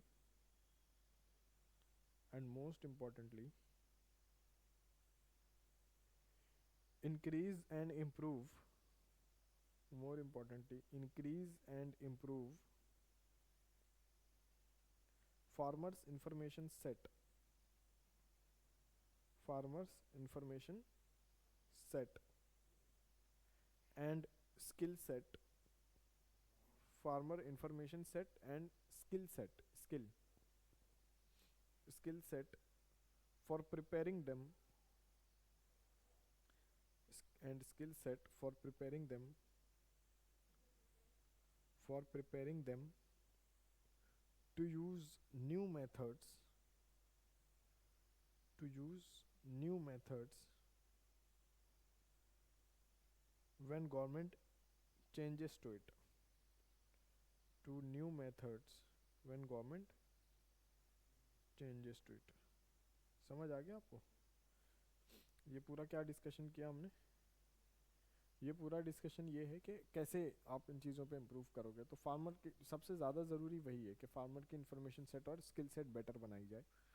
और जो schemes हैं, कुछ very promising schemes हैं, जैसे soil health card scheme, अगर आप इसको बहुत अच्छे से परफॉर्म करते हो, बहुत अच्छे रिजल्ट्स आएंगे इसके, क्योंकि ये हाँ प्रोडक्टिविटी बढ़ेगा, बहुत सारे वेस्टेज मिनिमाइज हो जाएंगे, proper agro based climatic condition, जो क्लाइमेटिक कंडीशन है उसके बेस पे आप क्रॉप चूज़ कर पाओगे, फर्टिलाइज़र जितनी रिक्वायर्ड है उतनी डालोगे, जो चाहिए वही डालोगे, नाइट्रोजन पे ज़्यादा सब्सिडी है तो सिर्फ मतलब यूरिया पे ज़्यादा सब्सिडी है तो सिर्फ यूरिया नहीं भर दोगे। ये कुछ प्रॉमिसिंग स्कीम्स हैं। तो जो अभी तक हमने पढ़ा है इसी का एक हमने कंक्लूजन समझ लिया है कि ये होना चाहिए। ठीक है, चलो अब आते हैं पॉलिसी स्टेप्स लिखा है ना, उसके ऊपर एक हेडिंग लिख लो, किस चीज़ की पॉलिसी स्टेप्स हैं। तो लिख लो steps taken for doubling farmer income in India, steps taken for steps taken for doubling farmers income in India, doubling farmers income, farmer की income है ना, doubling farmer income in India, steps taken for doubling farmers income in India। ये आगे समझ। हाँ, number 1 policy steps, क्या क्या policy steps लिए हैं सरकार ने। तो number 1 introducing soil health card scheme. अभी इसको डिटेल में थोड़ा सा समझ लेते हैं क्या है। ऑब्जेक्टिव क्या है सॉइल हेल्थ कार्ड स्कीम का? To identify soil quality, soil की क्वालिटी को आइडेंटिफाई करना है। ठीक है, लैब बेस्ड मैकेनिज्म है ये। ठीक है, जैसे आप ब्लड टेस्ट कराते हो वैसे ही सॉइल टेस्ट करेंगे और उसमें देखेंगे कौन से न्यूट्रिएंट्स कितनी मात्रा में है, फिर कौन से न्यूट्रिएंट्स के लिए फर्टिलाइज़र चाहिए, कौन से न्यूट्रिएंट के लिए नहीं चाहिए, इनफ नाइट्रोजन है सॉइल में तो अभी यूरिया नहीं चाहिए। ये कैसे पता चलेगा? जब आप सॉइल की टेस्टिंग कराओगे, हेल्थ चेकअप कराओगे, soil health card scheme. Objective to identify soil quality for better choice of crop, पहली चीज़। बेटर चॉइस ऑफ फर्टिलाइजर, कौन सा फर्टिलाइजर यूज़ करना है, and better choice of inputs like seeds, pesticides etcetera. More inform decision making for improved productivity. ये है in short soil health card scheme. ठीक है, सॉइल को चेक करना है, टेस्ट करना है और इन चीज़ों पर डिसीजन लेना है। वो डिसीजन कैसा होगा? साइंटिफिक डिसीजन होगा, है ना। अब मेथड क्या है? Number 1 field visit bye agricultural research team. तो पहले तो फील्ड विजिट करेंगे, हर जगह के फार्म से क्या करेंगे, थोड़ा थोड़ा सैंपल इकट्ठा करेंगे। ठीक है, ज़्यादा नहीं ले लेना है, लड़ाई हो जाएगी। Collecting soil samples to give detail of moisture content, soil type and mineral content etcetera. Soil health cards will be revised every 3 years, 3 years, 3 years, 3 years, 3 year, अच्छे से लिख लो कट करके 3। ठीक है, इससे बेनिफिट क्या क्या है? नंबर 1 रेगुलर एक्सपर्ट एडवाइस, जो आपकी रिपोर्ट बन के आएगी सॉइल हेल्थ कार्ड, जो आपका कार्ड होगा सॉइल का, आपको जो भी एडवाइस मिलेगी वो एक्सपर्ट एडवाइस होगी, है ना, साइंटिफिक अप्रोच होगा एक। Help in preserving soil nutrients through high methods of right methods of cultivation. ठीक है, जो न्यूट्रिएंट्स ज़्यादा हैं, तो अभी एक क्रॉप रोटेशन भी यहाँ से ही आपको पता चलेगा ना। सॉइल है, आप कंटिन्यू एक ही क्रॉप लगा रहे हो तो सॉइल से कुछ पर्टिकुलर न्यूट्रिएंट्स होते हैं वही एक्सट्रैक्ट हो जाते हैं, बाकी न्यूट्रिएंट्स सॉइल में वैसे ही रहते हैं। तो क्रॉप रोटेशन करोगे, दूसरी क्रॉप लगाओगे तो दूसरे न्यूट्रिएंट्स भी यूज होंगे। आ रही है बात समझ? ये बात है। Encourage crop diversification with lesser cost and higher productivity. Crop diversification वही दूसरी दूसरी फसलें उगानी है। Challenges observed in soil health card scheme. Number 1, absence of complete sampling. जो सैंपल कलेक्ट करने जाते हैं वो एक गांव से एक सैंपल कलेक्ट करते हैं, फिर क्या सॉइल हेल्थ कार्ड होगी बताओ? एक विलेज से, अगर आप एक विलेज, पूरे विलेज से एक सैंपल कलेक्ट करते हो तो कैसे बता पाओगे कि मॉइस्चर कंटेंट कितना है, कौन सा न्यूट्रिएंट कितना है, क्योंकि सब लोग अलग अलग फसल लगा रहे हैं ना। ठीक है, आ रहा है समझ? Number 2, poor reach in states like Arunachal Pradesh, Kerala, West Bengal etcetera limits the scope. यहाँ पर बहुत ज़्यादा इसको प्रमोट नहीं किया गया है स्टेट गवर्नमेंट्स द्वारा, तो ये एक प्रॉब्लम है। Lack of interest of tenant cultivators. उनको क्या करना है? टेनेंट कल्टीवेटर को क्या करना है? टेनेंट कल्टीवेटर मतलब क्या? जिसको आपने ठेके पे अपना खेत दे दिया, वो टेनेंट कल्टीवेटर है। उसको क्या करना है? आपकी सॉइल कितनी है, आपकी सॉइल में कौन सा न्यूट्रिएंट कम है, उसका इंटरेस्ट ही नहीं है। उसको पता है मैं ये वाली क्रॉप उगाऊंगा, इतने में बेचूंगा, मुझे इतना मिलेगा, उनको उतना देना है, ख़त्म बात। चावल गेहूँ उगाओ क्योंकि मालिक को चावल चाहिए, है ना? तो हमारा भी चावल जमा हो जाएगा, कुछ राइस हम भी जमा कर लेंगे, और मालिक ने कहा उनको राइस चाहिए, ऐसे ही होता है ना। क्या करेगा वो बेचारा? Poor institutional supports mainly reflected in absence of testing facilities, banking facilities etcetera. कहाँ देखा है आपने सॉइल हेल्थ कार्ड लेबोरेटरी? कहाँ देखी है आपने? देखना, देखना, थोड़ा सर्च करना, ठीक है। चलो, PM Krishi Sinchai Yojana, more crop per drop, irrigation के लिए irrigation facilities launch in 2015 with 4 main objectives. More crop per drop, increase efficiency of irrigation, that is water to every field, हर खेत को पानी, ये इसका एक ऑब्जेक्टिव है। Increase reach of irrigation, watershed development programme, sustainable development, watershed समझो, rain water harvesting के लिए जो आप बना लेते हो वो। Accelerated irrigation benefit programme, AIBP, ठीक है। ये इसका क्या है? कृषि सिंचाई योजना का मेनली ये किसको प्रमोट करने के लिए है? इरिगेशन को प्रमोट करने के लिए। बेनिफिट्स क्या है कृषि सिंचाई योजना के? Compact and consolidated water use, मतलब आप वो ड्रिप इरिगेशन, स्प्रिंकलर्स, ये सब यूज करोगे rather than filling the field with water. Technical support by government to develop micro irrigation techniques, example drip irrigation, pipeline बिछानी है पानी की, वो सरकार देगी support. Water recycling and local area water resource development involving local population, है ना? Water, पानी बहता है तो साफ होता है, सुना होगा आपने, नहीं सुना है कोई बात। Protects both soil and crop from excessive use of water. तो जितना कम पानी इस्तेमाल करोगे, सॉइल की हेल्थ भी अच्छी रहेगी और फ्रेश वाटर भी आप कंजर्व कर पाओगे। अदरवाइज क्या होगा? हम लोग रात में सो के नहीं आते हो, क्योंकि आंखें एकदम ऐसी रहती है, अभी नशा चल रहा है बिल्कुल। चैलेंजेस ऑफ प्रधानमंत्री Krishi Sinchai Yojana, lack of timely completion of projects, बना देते हैं, अनाउंस हो जाते हैं प्रोजेक्ट्स, फिर हाँ ठीक है, बन रहा है ना, अभी बन रहा है, कोई बात नहीं, मनरेगा वर्कर्स बना रहे हैं।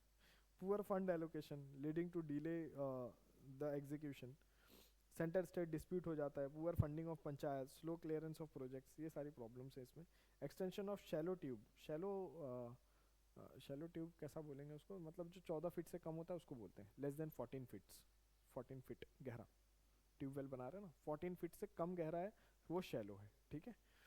Exclusion of shallow tubewells and regions with high water table in scheme, इनको एक्सक्लूड कर रखा है, this led to coordination problem.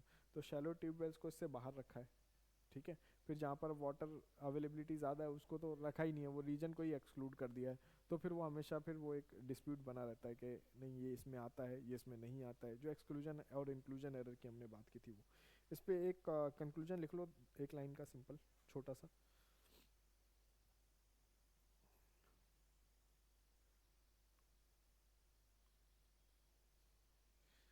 A better atmosphere can be created, conclusion में लिख रहे हैं हम इसको, a better atmosphere can be created, comma,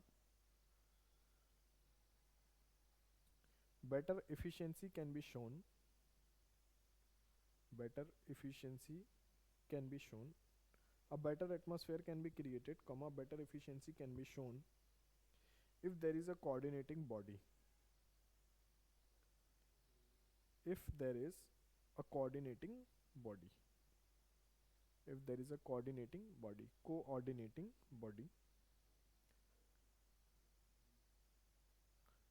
bracket में लिख लो, the way GST council, the way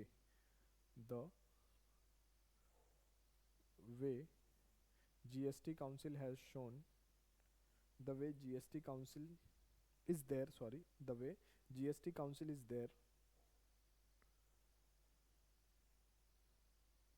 for GST,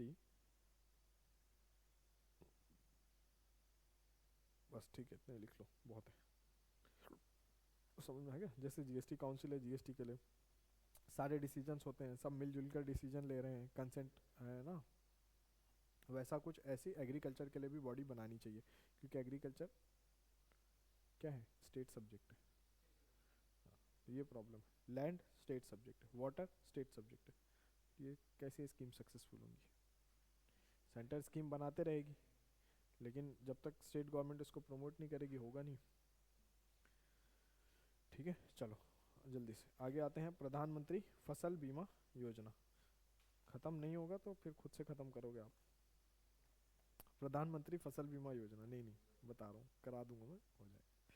प्रधानमंत्री फसल बीमा, कुछ इसमें स्टेप्स हैं, स्टेप्स टेकन इन बजट, तो वो तो आप इस साल के बजट में पढ़ोगे ना, इस साल का बजट में जो मैंने पढ़ाया आपको, एग्रीकल्चर पढ़ाया ना बजट में, हाँ डिटेल में पढ़ाया, 2 बार पढ़ाया, दोनों दिन पढ़ाया है उसमें। प्रधानमंत्री फसल बीमा योजना introduce from kharif crop of 2016। फसल बीमा समझ रहे हो ना, इंश्योरेंस स्कीम है, क्रॉप आपकी बर्बाद हो जाए, खराब हो गई तो हाँ फार्मर को मिलेगा, प्रीमियम भरना पड़ेगा, तो प्रीमियम भी गवर्नमेंट ज़्यादा भर रही है, किसान कम भर रहे हैं, ठीक है।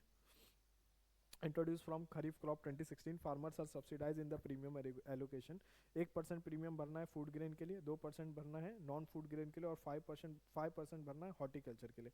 हॉर्टिकल्चर ज़्यादा रिस्की है ना, पेरिशेबल है, हाँ 5% इसके लिए, उसमें बाकी सब गवर्नमेंट भरेगी। Finance by central government 50%, finance by state government 50%। तो कैसी स्कीम हो गई है, सेंट्रली स्पॉन्सर्ड स्कीम हो गई। 4% service fee to insurance companies entirely by central government, तो सर्विस फी जो देना है वो पूरी सेंट्रल गवर्नमेंट देगी। अदरवाइज ये कैसी स्कीम है, सेंट्रली स्पॉन्सर्ड स्कीम। मेथडोलॉजी क्या है, even cropping season, every cropping season state government will conduct एक सर्वे करेगी, क्रॉप कटिंग इवेल्युएशन के कितना इसका हार्वेस्ट हो पाएगा, ठीक है। क्रॉप कटिंग इवेल्युएशन करेगी CCE to estimate harvest amount, कितना हार्वेस्ट होगा through field survey. CCE determines total crop yield, के इतना प्रोडक्शन होना चाहिए। तो इसको क्या करते हैं हम, फार्मर का लॉस कैसे कैलकुलेट करते हैं, टोटल क्रॉप यील्ड मतलब जो आपने सोचा था वो माइनस एवरेज जो अभी हुआ है वो, डिवाइडेड बाय टोटल इनटू 100, तो ये हो गया फार्मर का लॉस। परसेंटेज का ऐसे ही कैलकुलेट करते हो ना, चेंज इन परसेंटेज, सीसेट में पढ़ा होगा ना परसेंटेज, चेंज इन परसेंटेज इसी तरह कैलकुलेट करते हैं, प्रीवियस वैल्यू, रियल वैल्यू, अभी की वैल्यू है ना, ऐसे। तो वही कैलकुलेट कर रहे हैं, total crop yield minus average crop yield divided by total crop yield, ये हो गया आपका लॉस आ गया फार्मर का जो भी, और फिर उसको उस पर इंश्योर्ड है क्रॉप, तो फिर फार्मर को उसके इंश्योरेंस के पैसे मिल जाएंगे। बेनिफिट्स ऑफ प्रधानमंत्री Fasal Bima Yojana, removes requirement of loan waiver and saves government from higher deficit. Otherwise भी क्या होता था, किसान को लॉस हो गया है तो किसान फिर अपना लोन तो रीपे कर नहीं पाता था, तो गवर्नमेंट को लोन वो करना पड़ता था, लोन वेवर, कि हाँ किसानों का लोन माफ़ कर दिया, और सरकार लोन, किसान का लोन माफ़ कर दिया, इसका ये मतलब नहीं है कि किसी को नहीं देना है, इसका मतलब वो लोन को कौन पे कर रहा है, गवर्नमेंट पे कर रही है। अरे बात समझ, वो लोन कौन पे कर रही है, गवर्नमेंट पे कर रही है। तो उससे बेटर ये है कि गवर्नमेंट इंश्योरेंस बेस्ड अप्रोच अपना लेना, जब लॉस होगा तो मिल जाएगा, नहीं होगा तो नहीं मिलेगा। अदरवाइज लोन वेवर में क्या होता है, सबका लोन माफ़ हो जाता है ना, फिर पता है ना आपको, हाँ बिजली का बिल माफ़ हुआ था ना, सबका माफ़ हो गया फिर। Number 2, improve financial security of farmers and encourages them to take calculated risk and diversify their crops। अब वो दूसरी क्रॉप के लिए भी जा सकते हैं क्योंकि उनकी क्रॉप कैसी हो रही है, इंश्योर्ड हो रही है, ठीक है। encourages mechanization and modern technology in agriculture to promote farm productivity। challenges क्या है, number 1 lack of timely compensation to farmers, देंगे पैसा देंगे, ठीक है कोई बात नहीं, फसल खराब हो गई आपकी, पैसा मिलेगा, अगला क्रॉपिंग सीजन आ गया, कहाँ से सस्टेन करेगा, नेक्स्ट क्रॉपिंग सीजन के लिए भी तो इनपुट चाहिए ना। Lack of timely submission of data by CCE by state government, वो पता है आपको। Several instances of delayed contribution by state government, क्या ना, स्पॉन्सर्ड स्कीम है ना। Missing historical records for many crops and regions. क्या होता है कि हम कैलकुलेट करते हैं, ये जो एवरेज कैलकुलेट करना है ये कहाँ से कैलकुलेट करेंगे, तो हिस्टोरिकल डेटा होगा पास्ट में तभी ना।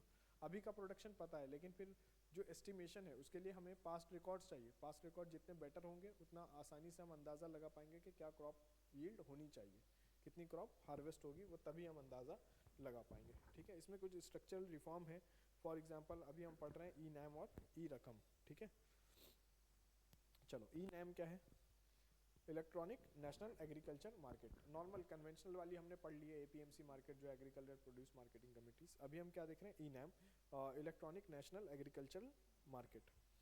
Objective to remove segmentation of agriculture commodity market in India and link buyer and seller all over the country, है ना। One nation one ration card, one nation one tax, तो ये one nation one market. Punjab का किसान केरला के किसान को rice बेच सकता है, बस अभी यही है कि कैसे जाएगी वो राइस, ये बड़ा प्रॉब्लम है ना। तो अभी उसके ऊपर इसलिए ये सब चल नहीं रहा है अभी, ई नैम परफॉर्मेंस उतना अच्छा नहीं है। Benefits of E NAM: restricts capacity of local traders to cartelize and exploit farmers by increasing market reach of farmers। बताया ना मैंने आपको, कार्टेल बना लेते हैं, ग्रुप बना लेते हैं, और क्या करते हैं, फार्मर्स को डिस्करेज करते हैं। फार्मर की जो नेगोशिएशन कैपेसिटी होती है वो डिस्करेज हो जाती है इसकी वजह से, क्योंकि आपने पहले ही तय कर लिया है कि ऐसे करना है, फिर फार्मर्स उस पर बहुत ज़्यादा इम्प्रूव नहीं कर पाते। Number one. Number two, it improves standardisation of agriculture commodities as E NAM facilitate third party certification. E NAM में क्या होगा, ना पंजाब का ना केरला का, वो बताएगा कौन? एक थर्ड पार्टी होगी जो बताएगी कि ये कितनी हेल्दी क्रॉप है, मतलब इसमें जो भी इसके ऊपर टेस्टिंग करनी है ना, 100 ग्राम से उसमें कितना आता है, क्या आता है, वो सारी चीज़ें। Reduces cost of transaction in agriculture. अब कॉस्ट ऑफ ट्रांजेक्शन ये ई नैम के ऊपर हम डिस्कस कर रहे हैं कि आपको जाकर वहाँ फिजिकली, जैसे केरला से आपको पंजाब आने की ज़रूरत नहीं है, या पंजाब से केरला आपको जाने की ज़रूरत नहीं है, इलेक्ट्रॉनिक मार्केटिंग हो रही है ना। तो ये कॉस्ट रिड्यूस करता है, जाना आना नहीं है, लेकिन फिर लॉजिस्टिकल कॉस्ट तो है ही ना, वो तो अपनी जगह है। हाँ, तो ये मत समझ लेना कि कैसे रिड्यूस कर रहा है। रिड्यूस कर रहा है कि आके देखना, अपनी फसल को केरला ले जाना, नहीं बिकी तो वापस ले आना, वो नहीं हो रहा है यहाँ पर, उससे आप बच गए हो। Makes arbitrage possible between surplus and deficit region. कहीं पर ज़्यादा कोई फसल हो गई है, कहीं पे कम है, तो यहाँ से ज़्यादा वाले कम जगह पर बेच सकते हैं। Helps in price stabilisation. Challenges, बहुत सारे चैलेंजेस हैं। Number one, low level of participation. 1.68 crore farmers traded commodity worth 1.14 lakh crore rupees. ठीक है, कोई मतलब नहीं है इसका 2021-22 के बजट के हिसाब से। ये mainly due to physical procurement preference in agriculture. Number of E NAM markets is still less than 2000। तो ई नैम मार्केट का बहुत ज़्यादा प्रेजेंस भी नहीं है, और फार्मर प्रेफर भी कर रहे हैं किस चीज़ को? लोकल मार्केट को, है ना। Very slow dispute settlement resolution. तो अगर डिस्प्यूट हो गया, ये क्रॉप थी, ये क्रॉप थी, बिल पेमेंट को लेकर, किसी भी चीज़ को लेकर, तो फिर वो जल्दी से सेटलमेंट नहीं होता है। तो फिर किसान किसको प्रीफर करता है? लोकल में, कम से कम भाई सेटल तो हो जाता है ना, खुद भी कर सकते हैं। Lacking digital infrastructure and lack of training to use this infrastructure in rural market. अब आप किसान को बोलो कि आपके लिए भी एक अमेजोन पोर्टल है, फ्लिपकार्ट पोर्टल है, ई नैम नाम है उसका, किसान को नहीं पता, तो फिर उसकी वजह से प्रॉब्लम्स होती हैं। जब पता ही नहीं है, जैसे एमएसपी के बारे में मैंने आपको बताया, 40% फार्मर को एमएसपी के बारे में पता नहीं है, इकोनॉमिक सर्वे ने कहा। तो फिर किसान को इसके बारे में नहीं पता है, फिर क्या फ़ायदा जब नहीं पता है, तो स्कीम का क्या मतलब है। चलो ई रकम पे आते हैं। ई रकम इलेक्ट्रॉनिक पोर्टल है through state trading corporation. State की ट्रेडिंग कॉरपोरेशन जो होती है नोडल बॉडी है, facilitated through central warehousing development board. Objective क्या है इस स्कीम का? टू फैसिलिटेट और promote sale, purchase, trade of any surplus agriculture produce from anywhere in India. तो कहीं से भी परचेज करना है, मतलब एग्रीकल्चरल मार्केटिंग की स्कीम है ये। Biggest benefit is there will be less wastage and improved logistics. Also it will improve agricultural linkages. Also it will promote peri urban agriculture. Urban areas के बाहर, जैसे अभी देख रहे हो ना नोएडा की तरफ हो रहा है, ये जमुना किनारे जो खेती हो रही है, ये सब इसकी बात कर रहे हैं हम। ठीक है, इसको प्रमोशन मिलेगा, ताकि क्या होगा कि वहाँ से आसानी से सब्जियाँ पहुँच सकती है ना, यहाँ शहर में रोज़ ताज़ी ताज़ी सब्जी मिल सकती है ना आपको, फ्रेश फ्रॉम फार्म, वही उसकी वजह से। To improve upon market presence with basic infrastructure like grading facility, drying facility, weighing facility, etc. ये सब improve हो जाएगी. Government has proposed 22,000 ग्रामीण rural agricultural markets. ठीक है. ये प्रपोज किया था गवर्नमेंट ने 2015 में और गवर्नमेंट ने इसको बना लिया है, लेकिन इसकी इफिशिएंसी अभी भी क्वेश्चन में है कि कितना इफिशिएंट है ये. मार्केट बनने से नहीं है ना, कितना इफिशिएंटली फंक्शन कर रहा है वो एक बड़ा मुद्दा है. Two major steps to promote agricultural marketing. Number one, setting up of 10,000 new farmer producers organization. Farmer producer organisation से क्या फ़ायदा है, फार्मर की नेगोशिएशन कैपेसिटी बढ़ेगी, है ना, आप एक्सप्लॉइट नहीं कर पाओगे उसको. Setting up of 10,000 farmers producers organisation with financial support from NABARD. NABARD एक इंस्टीट्यूशन है, अभी जब वो पढ़ेंगे ना WTO वगैरह उधर बता दूंगा. Sanctioned rupees 3,000 crores to include medium and small farmers. Initiating Kisan Rail from 2021 for dedicated transfer of agriculture commodities over longer distances to facilitate long distance agriculture trade and to reduce wastage of perishable commodities. In fact flight का भी है, मैंने आपको बताया था ना, flight से जाएगा जो कमर्शियल है. Operation green is also part of agricultural marketing, जो ऑपरेशन ग्रीन हमने डिस्कस किया. अब आ जाते हैं एक और स्कीम पे, PM आशा. तुरंत प्रधानमंत्री अन्नदाता आय सुरक्षा है वो, सुरक्षा अभियान, सुरक्षा कर लो उसको, सुरक्षा अभियान है वो. PM income protection scheme for farmers, English में इस तरह बोल सकते हैं उसको, अन्नदाता फार्मर को ही बोलते हैं ना. 2015-16 में इंट्रोड्यूस किया और रेट्रोस्पेक्टिव इफेक्ट लगाया. रेट्रोस्पेक्टिव मतलब इन इफेक्ट फ्रॉम 2014. 2015 में अनाउंस किया लेकिन पिछले साल से इसको इंट्रोड्यूस किया. It consist of price support scheme और प्राइस डिफरेंशियल स्कीम. याद है ना प्राइस डिफरेंशियल स्कीम, भावांतर भुगतान योजना जो मैंने आपको बताई थी MP की, वही है वो. Pilot of private procurement and stockist scheme, अभी देख रहे हैं क्या है. ऑब्जेक्टिव क्या है इसका, to increase market procurement of crops and improve size of market for farmers with possibility of selling diverse commodities. तो बहुत सारी कमोडिटीज फार्मर बेच सकते हैं, मार्केटिंग को आसान कर रहे हैं, फार्मर के बेचने को आसान कर रहे हैं, बस यही स्कीम है वो mainly. PM Asha has become an umbrella scheme. Interim budget 2019-20 में जो बजट आया था, एक इंटरिम बजट पढ़ा होगा ना आपने. अगर सरकार अगले साल तक पूरी कंटिन्यू नहीं करने वाली है, पूरा एक फाइनेंशियल ईयर चलेगा नहीं, तो जो बजट आता है उसको क्या बोलते हैं, इंटरिम बजट. इंटरिम बजट, अभी जो बजट आएगा वो क्या होगा, इंटरिम बजट होगा, क्योंकि इसी साल इलेक्शन है ना, तो मई में इलेक्शन होगा होपफुली, तो फिर सरकार बनते बनते जून जुलाई आ जाएगा. तो जो बजट आएगा वो सिर्फ 2-3 महीनों के लिए होगा ना, फिर जुलाई में दोबारा से बजट आएगा, तो आएंगे तो मोदी जी, कोई तो दिक्कत की बात है. तो from interim budget of 1920, interim budget जो presented in the election year by the outgoing government for the limited time period after which a complete annual budget is presented. पता है ना आपको, ये समझते हो ना आप, पॉलिटी में पढ़ा होगा, बाकी मैंने बता भी दिया है. चलो, गवर्नमेंट इंट्रोड्यूस्ड PM किसान. इंटरिम बजट में गवर्नमेंट ने PM किसान लाया था, अभी तक चल रहा है. इंट्रोड्यूस रेट्रोस्पेक्टिव फ्रॉम दिसंबर 2018, जो सबके अकाउंट में मोदी जी ने पैसे भेज दिए थे, फिर वोट मिल गया है ना.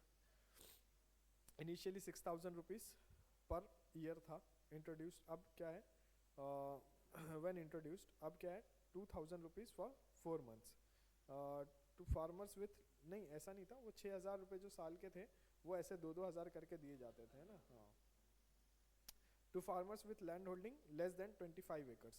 Now this criteria is remove and it is for all farmers each household, that is family. Unconditional कर दिया है इसको. Beneficiaries to be identified by state government by using socio economic caste census, जो 2011 में हुआ है, उसी को यूज करके स्टेट गवर्नमेंट जो है वो बेनिफिशरीज को आइडेंटिफाई करेगी. PM किसान में क्या हो रहा है, किसान को डायरेक्टली पैसा मिल रहा है ना, हर 4 महीने में 2,000 मिल रहा है ना, मतलब महीने का 500. इंपॉर्टेंट है, किसान के लिए मायने रखता है. वो किसान, कौन से किसान की बात कर रहे हैं, नहीं वो क्राइटेरिया खत्म हो गया है. हाँ, सबके लिए है, जो स्टेट गवर्नमेंट आइडेंटिफाई करेगी based on socio economic caste census of 2011. ठीक है, वो है स्टेट गवर्नमेंट को आइडेंटिफाई करना है बेनिफिशरीज. ये लिमिट हटा दी है कि कितनी ज़मीन होनी चाहिए. स्टेट गवर्नमेंट आइडेंटिफाई करेगी based on socio economic caste census कि किसको इंक्लूड करना है, किसको नहीं इंक्लूड करना है. लेकिन mostly small and marginal farmers की बात हो रही है यहाँ पर. ठीक है. बेनिफिट्स ऑफ PM किसान, रिड्यूसेस करप्शन, क्योंकि डायरेक्ट मनी ट्रांसफर स्कीम है, तो कुछ ऐसा है नहीं कि इसके पास जा रहा है, सेलर के पास जा रहा है, या जा रहा है मैन्युफैक्चरर के पास, इस तरह कुछ नहीं है, डायरेक्ट किसान को जा रहा है. पहली चीज़. दूसरी cash support will reduce debt requirement, तो किसान को उधार लेने की ज़रूरत नहीं है. It will operationalize Jan Dhan account, which will allow farmers to get other benefits like overdrawing, credit facility etc. अब किसान के अकाउंट में पैसा रह रहा है तो किसान को ओवरड्राफ्टिंग फैसिलिटी मिलती है. ओवरड्राफ्ट समझते हो ना, आपके अकाउंट में 2000 है, हाँ लोन जैसा होता है, आपके अकाउंट में 2000 है तो आप 3000 विड्रॉ कर सकते हो, ओवरड्राफ्टिंग फैसिलिटी होगी. ठीक है, चलो. allows the farmer to buy input without any external dependence, है ना, सीड्स वगैरह. चैलेंजेस क्या है? It excludes landless labourer and tenant farmers, क्योंकि पैसा किसको मिलेगा? जिसकी ज़मीन है, जिसकी ज़मीन है उसको पैसा मिलेगा ना भाई. लैंडलेस फार्मर को तो कुछ नहीं मिलेगा, टेनेंट फार्मर को भी कुछ नहीं मिलेगा, जिसको आपने ठेके पे दिया है उसको तो कुछ नहीं मिलेगा. तो वो एक इसमें डिसएडवांटेज है कि वो इसको कवर नहीं करता है. Poor land holding record can lead to possible error in distribution. Land holding record ही हमारे पास सही नहीं है. Amount is very less for sustaining agricultural requirements. State government की इसकी इसी तरह पीएम किसान की जैसी स्कीम है, इसी डिफरेंट स्टेट गवर्नमेंट्स अपने यहाँ पहले से दूसरी स्कीम चलाती है. जैसे रायतू बंधु स्कीम है तेलंगाना की, उसमें 8,000 रुपये पर एकड़ पर एनम दिए जाते हैं अनकंडीशनली. तो आप स्मॉल हैं, कोई भी फार्मर है, आपको मिलेगा 8,000 रुपये पर एनम. ठीक है. कालिया स्कीम है उड़ीसा की, not only for farmers but also to landless labourers. तो ये लैंडलेस लेबरर्स को भी एक्सटेंड करते हैं. 10,000 rupees per annum to each household in farming. तो जो लोग फार्मिंग में, KALIA is better than PM Kisan, क्योंकि लैंडलेस लेबरर को कवर करते हैं, ज़्यादा ज़रूरत उनको कवर करने की है. ठीक है. और क्या स्टेप्स लिए हैं सरकार ने डबल करने के लिए farmer income? Allowing extra income to farmers through energy generation capacity. Modi ji ने कहा अन्नदाता को ऊर्जादाता बनाएंगे. ठीक है, जो खाना उगाता है उसको इलेक्ट्रिसिटी प्रोड्यूसर बनाएंगे. तो एक है गोवर्धन स्कीम. गोवर्धन स्कीम वही जो गैल्वनाइजिंग बताया ना मैंने आपको, galvanising organic and bio agro resources to develop income level of farmers. Government provides mechanism of technological support and market connectivity to practise clean agriculture using organic manures. ठीक है. Chemical pesticides का use कम करना है, ये सब हमने कहीं पढ़ा है, पंचमित्रा में पढ़ा था ना, पंचमित्रा. हाँ हाँ ठीक है, पंच अमृत. हाँ चलो. पीएम कुसुम. पीएम कुसुम में क्या? Solar energy development on farm land to practise cleaner agricultural system. बाकी आपको पता है मेन मुद्दा हमारा वो इलेक्ट्रिसिटी की सब्सिडी को बचाना है, इसलिए दे रहे हैं PM. Objectives to make farmer self dependent with respect to energy requirements, to add income to the farmer by practising grid connectivity. हालांकि ये उतना पॉसिबल होता नहीं है, लेकिन ग्रिड कनेक्टिविटी का ये मतलब है कि अगर फार्मर ने ज़्यादा एनर्जी प्रोड्यूस कर ली, सोलार एनर्जी से इलेक्ट्रिसिटी ज़्यादा प्रोड्यूस कर ली, तो वो ग्रिड में उसको हाँ ग्रिड में उसको भेज सकते हैं, ग्रिड में उसको कनेक्ट कर सकते हैं, सो दैट जहाँ पर एनर्जी रिक्वायरमेंट है वहाँ वो चले जाएगा, है ना. तो किसान को उससे इनकम जनरेट हो सकती है. Method to provide technological and financial support to farmers by giving them interest subvention 2% lesser interest than market rate. इसको बोलते हैं इंटरेस्ट सबवेंशन. कम हो गया सबवेंशन. ठीक है. तो जितना मार्केट पे इंटरेस्ट रेट चल रहा है उससे कुछ परसेंटेज कम कर देते हैं, उसी को बोलते हैं इंटरेस्ट सबवेंशन स्कीम. 2% कम इंटरेस्ट रेट मिलेगा. Benefit it has potential to add up to ₹2,000 per acre per month to farmer income and generate high energy self sufficiency. Challenges क्या है? फार्मर को एजुकेट करना और hand holding the participants. Hand holding समझते हैं ना, एक बार दे दिया उससे नहीं. जैसे एलपीजी की सिलेंडर में हमने देखा, एक बार दे दिया सिलेंडर, बाद में रिफिलिंग नहीं हो पाई. क्यों नहीं हो पाई? क्योंकि लोगों को लगा कि बहुत इसमें प्रॉब्लम्स हैं, तो रिफिलिंग आपको फ्री देनी पड़ेगी. जैसे हमने वो सहज बिजली हर घर योजना में देखा, सौभाग्य में, उसमें क्या है कि आपको 5 साल तक के लिए गवर्नमेंट मेंटेनेंस का खर्च जो है वो गवर्नमेंट लेगी, क्योंकि हैंड होल्डिंग है एक. आपको फिर समझ आ जाएगा कि बहुत डिफिकल्ट चीज़ें नहीं है. तो हैंड होल्डिंग चाहिए through financial support, initial free maintenance and repair. ठीक है. एग्रीकल्चरल इंफ्रास्ट्रक्चर फंड, ये पढ़ लिया है हमने. एग्रीकल्चर इंफ्रास्ट्रक्चर फंड बजट में बताया ना मैंने आपको, नहीं बताया ना बजट में. हाँ, a 1 lakh crore fund corpus designed with objective of meeting medium term and long term agricultural infrastructure development requirement. फिर कौन कौन सा इंफ्रास्ट्रक्चर डेवलपमेंट होगा वो सब देखें. चलो जल्दी से देख लेते हैं. Creation of post harvest infrastructure like storage capacity, packaging facility etcetera through loans and banks and primary agriculture credit societies, that is PACs. PACs to farmers, producer organization, self-help groups, village producer organisation, micro credit institution etcetera. Method क्या है यहाँ भी, interest subvention है, interest rate below market rate up to 3% on loans और up to 2 crore, 2 crore तक का loan मिल सकता है for up to loan of 7 years, tenure of 7 years तक का लोन मिल सकता है। नोडल बॉडी कौन है, DACFW, that is department of agriculture credit and farmer welfare under ministry of agriculture and farmer welfare. Ministry of agriculture का पूरा नाम क्या है, ministry of agriculture and farmer welfare. तो एक फंड बनाया गया है जिसमें 7 साल के लिए लोन दिया जाएगा अप टू 2 करोड़ और जो मार्केट इंटरेस्ट रेट है उससे 3% कम, ठीक है। ये है वो फंड। बेनिफिट क्या है, लॉजिस्टिक कॉस्ट घटेगा क्योंकि इंफ्रास्ट्रक्चर डेवलप करेंगे ना आप, better transportation, better storage, standardises agriculture, for example formalising the product, packaging, distribution, जो एग्री मार्क होता है ये लगेगा। Increase rural income directly through construction activities, अब ये जो इंफ्रास्ट्रक्चर बनेंगे है ना, डायरेक्टली थ्रू कंस्ट्रक्शन एक्टिविटीज का क्या मतलब है, ये सब जो इंफ्रास्ट्रक्चर बनेंगे तो बनाने के लिए लोग चाहिए, तो एक तो वहाँ से एम्प्लॉयमेंट बढ़ेगी। दूसरी, promotion of rural production, development of new businesses like warehousing etcetera, क्योंकि स्टोरेज कैपेसिटी बढ़ाओगे, वेयर हाउसेस बनाओगे तो ये बिजनेसेस बनेंगे। Indirectly by attracting manufacturing in rural areas, क्योंकि लॉजिस्टिकल इंफ्रास्ट्रक्चर अगर बेटर होगा तो मैन्युफैक्चरिंग यूनिट्स कहाँ लगेंगे, नियर टू द फार्म, है ना, रूरल एरियाज में लगेंगे, उससे फार्मर की दूसरी इनकम जनरेट होगी। और जो आप एग्रीकल्चर से इंडस्ट्री पे जाना चाह रहे हो वो आप ये लीप यहाँ पर मिल जाएगी आपको, है ना। चलो इस पे चैलेंजेस लिख लो जल्दी से। चैलेंजेस लिखे हैं, नहीं लिखे ना, उसमें लिखे हैं क्या चैलेंजेस, नहीं ना, हाँ लिख लो। कंसिस्टेंट पॉलिसी मेकिंग, आप हर साल बजट में इसको प्रमोट करना है ना, फंड एलोकेट करते रहना है। तो number 1 consistent policy making, number 2 consistent source of financing,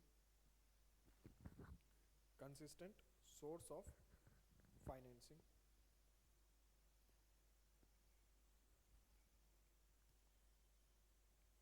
क्योंकि फाइनेंस अगर रुक गया तो फंड का क्या मतलब है, लिख लो उसमें एक लाइन लिख लो, ऐड करवा देता हूँ। 3055 प्रोजेक्ट्स, इतने प्रोजेक्ट्स आइडेंटिफाइड हुए, 3055 projects have already been identified, 3055 projects have already been identified, sorry, and identified and sanctioned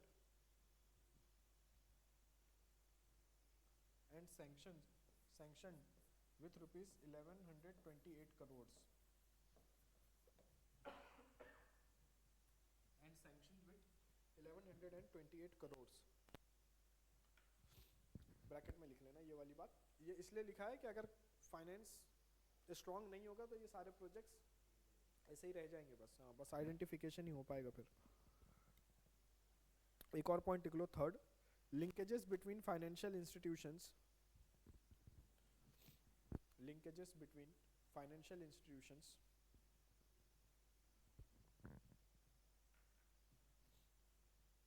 like NABARD,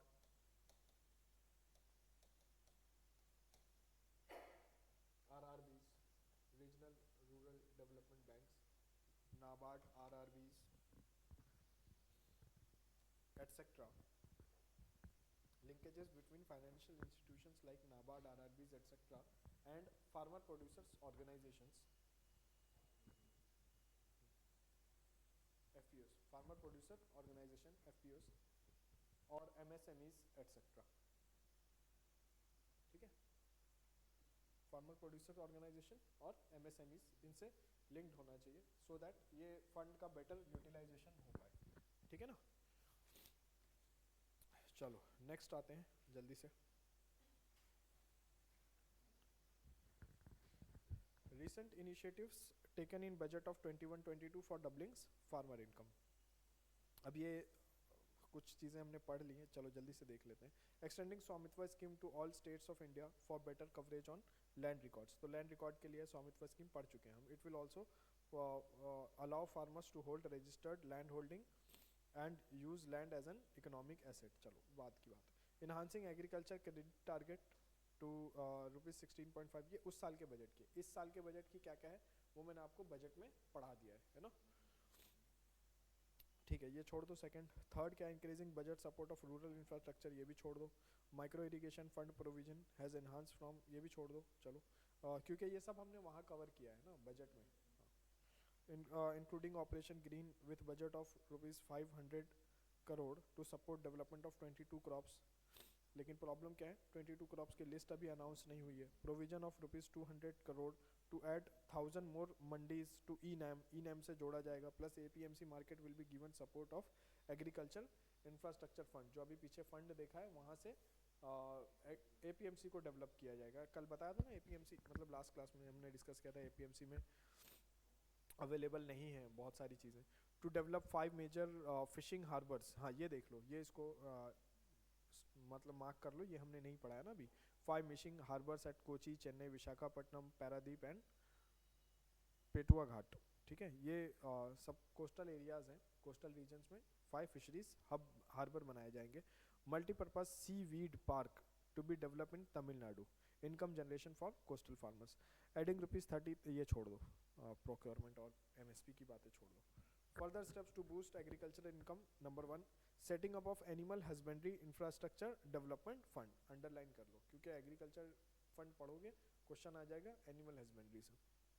with ₹50,000 crore corpus, project will be eligible for up to 90% financing of project cost with 3% interest subvention, 2% further interest subvention for timely repayment। अगर timely repayment करते हो तो 2% का और benefit मिल जाएगा। ठीक है, ये है किससे रिलेटेड, एनिमल हस्बेंड्री से related. Blue revolution term mentioned first time in 1986, idea was to use water based produce ranging from fishing, shrimp export, seaweed production. ये हमने फिशिंग में कहीं पर डिस्कस किया, मैंने आपको बताया था कि प्रोडक्शन बढ़ गया है, हाँ, मत्स्य संपदा योजना एक्सेट्रा। बस गुड गुड, वो यूज़ कर लेना है। Water based tourism, blue economy, Matsya Sampada Yojana, ये ठीक है, वहाँ पे पढ़ लिया। चलो बजट 2018-19 छोड़ दो ये सब। Introduction of clean farming techniques like परंपरागत कृषि विकास योजना, हाँ इसको अंडरलाइन कर लो, ये पढ़ लो। मतलब enhancing soil health mission and national mission for sustainable agriculture. Also zero budget natural farming, natural farming की बात कर रहे हैं।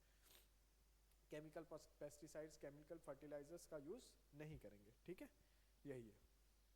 नहीं मिला, मिल गया ना, हाँ चलो। Analysis of recent farm bill, वो खत्म हो गया, तो रिसेंट खत्म हो खत्म। तो डबलिंग फार्मर इनकम के लिए लाए गए थे, चलो जल्दी से देख लेते हैं, थोड़ा ही है ये पता चल जाएगा आपको कि क्या 3 कानून आए थे, है ना। क्विकली देखते हैं, चलो। पहला था the farming produce trade and commerce promotion facilitation act, APMC market reform के लिए था ये क्या अलाउ करता था, inter state transfer of agriculture product, जो कि ज़रूरी है।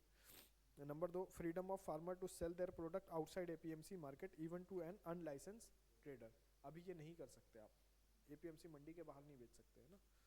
पोटेंशियल बेनिफिट्स क्या हैं, enlarges size of market for farmer के लिए मार्केट बढ़ जाता। promote competition in agricultural market resulting in lesser control of middlemen, directly आ सकता है ना, जो भी जिसको बायर जो डायरेक्टली आ सकता है। Universal plus unified national market बनता है। Encourage farmers to go for crop diversification based on agriculture climatic support, economies of scale, lesser cost, higher equity with better technology, reduces prices of agricultural market by reducing number of middlemen and reducing trading cost। ये सब चीज़ें तब हो पाती जब वो कानून रहता, अब वो कानून कहाँ है, हाँ नहीं है ना, खत्म हो गया। चैलेंजेस क्या है, एब्सेंस ऑफ ऑल्टरनेट मार्केट है ही नहीं, आप बोल रहे हो दूसरे, अब तो ये सब बातें खत्म हो गई, हम सिर्फ पढ़ रहे हैं उस एक्ट में क्या था और उस एक्ट से क्या प्रॉब्लम हो सकती थी, अब तो एक्ट है ही नहीं ना। Absence of alternative source of working capital, कहाँ से किसान के पास पैसा आएगा, है ना। Less education for farmers on product quality will lead to rejection or exploitation of informal market, जो ट्रेड कॉर्पोरेट्स होंगे तो कॉर्पोरेट्स पे रिजेक्ट करते हैं, वो मैंने आपको बताया था पोटैटो वाला। Poor contract enforcement in India. दूसरा था the farmer empowerment and protection agreement on price assurance and farmer services act, it creates demand before harvest. तो क्या होता था, बड़ी कंपनीज जो है वो पहले ही हार्वेस्टिंग से पहले, इवन उसमें प्रोविजन था कि सोइंग से पहले भी, सोइंग सीजन से पहले भी वो आपके साथ कॉन्ट्रैक्ट में इंटर हो सकते हैं कि ये फसल आप उगाओगे, ये क्वालिटी की होगी और हम ये दाम पे खरीद लेंगे, पहले ही सोइंग सीजन के समय ही, ये बेनिफिट था इसमें। Provide extension research and support to the farmers by aggregators, जो खरीदेंगे कॉरपोरेट्स कर सकते हैं ना ऐसा कि और बड़ा, अभी लेज को बड़े बड़े चिप्स बनाने हैं तो लेज वाले रिसर्च कर सकते हैं कि कैसे बड़े चिप्स बनेंगे, कैसे जो है कल्टीवेशन होना चाहिए पोटैटो का, फिर वो फार्मर को इन्फॉर्मेशन पास ऑन कर सकते हैं और वैसे पोटैटो ले सकते हैं जैसे उन्हें ज़रूरत है। encourages aggregators to train farmers for better protection and production of crops techniques and choice of inputs, ठीक है। easier credit and insurance support due to formalization of market। अब आप कॉर्पोरेट के साथ हो ना भाई, मैं अमित IAS में मैं पढ़ाता हूँ, ठीक है, तो एक वैल्यू होती है, वो वैल्यू है फार्मर की कि हम कोका कोला के साथ हमारा कॉन्ट्रैक्ट है, हम लेस के लिए पोटैटो उगाते हैं। Challenges for contract farming act, aggregators have more bargaining power. अब बताओ अडानी के सामने हरिया हल्कू की कोई वैल्यू है? Dispute resolution and rejection of crops on technical condition, जो फार्मर को पता भी नहीं चला, आप बोलोगे इसमें पोटैश ज़्यादा है, बोलेगा ये क्या होता है पोटैश।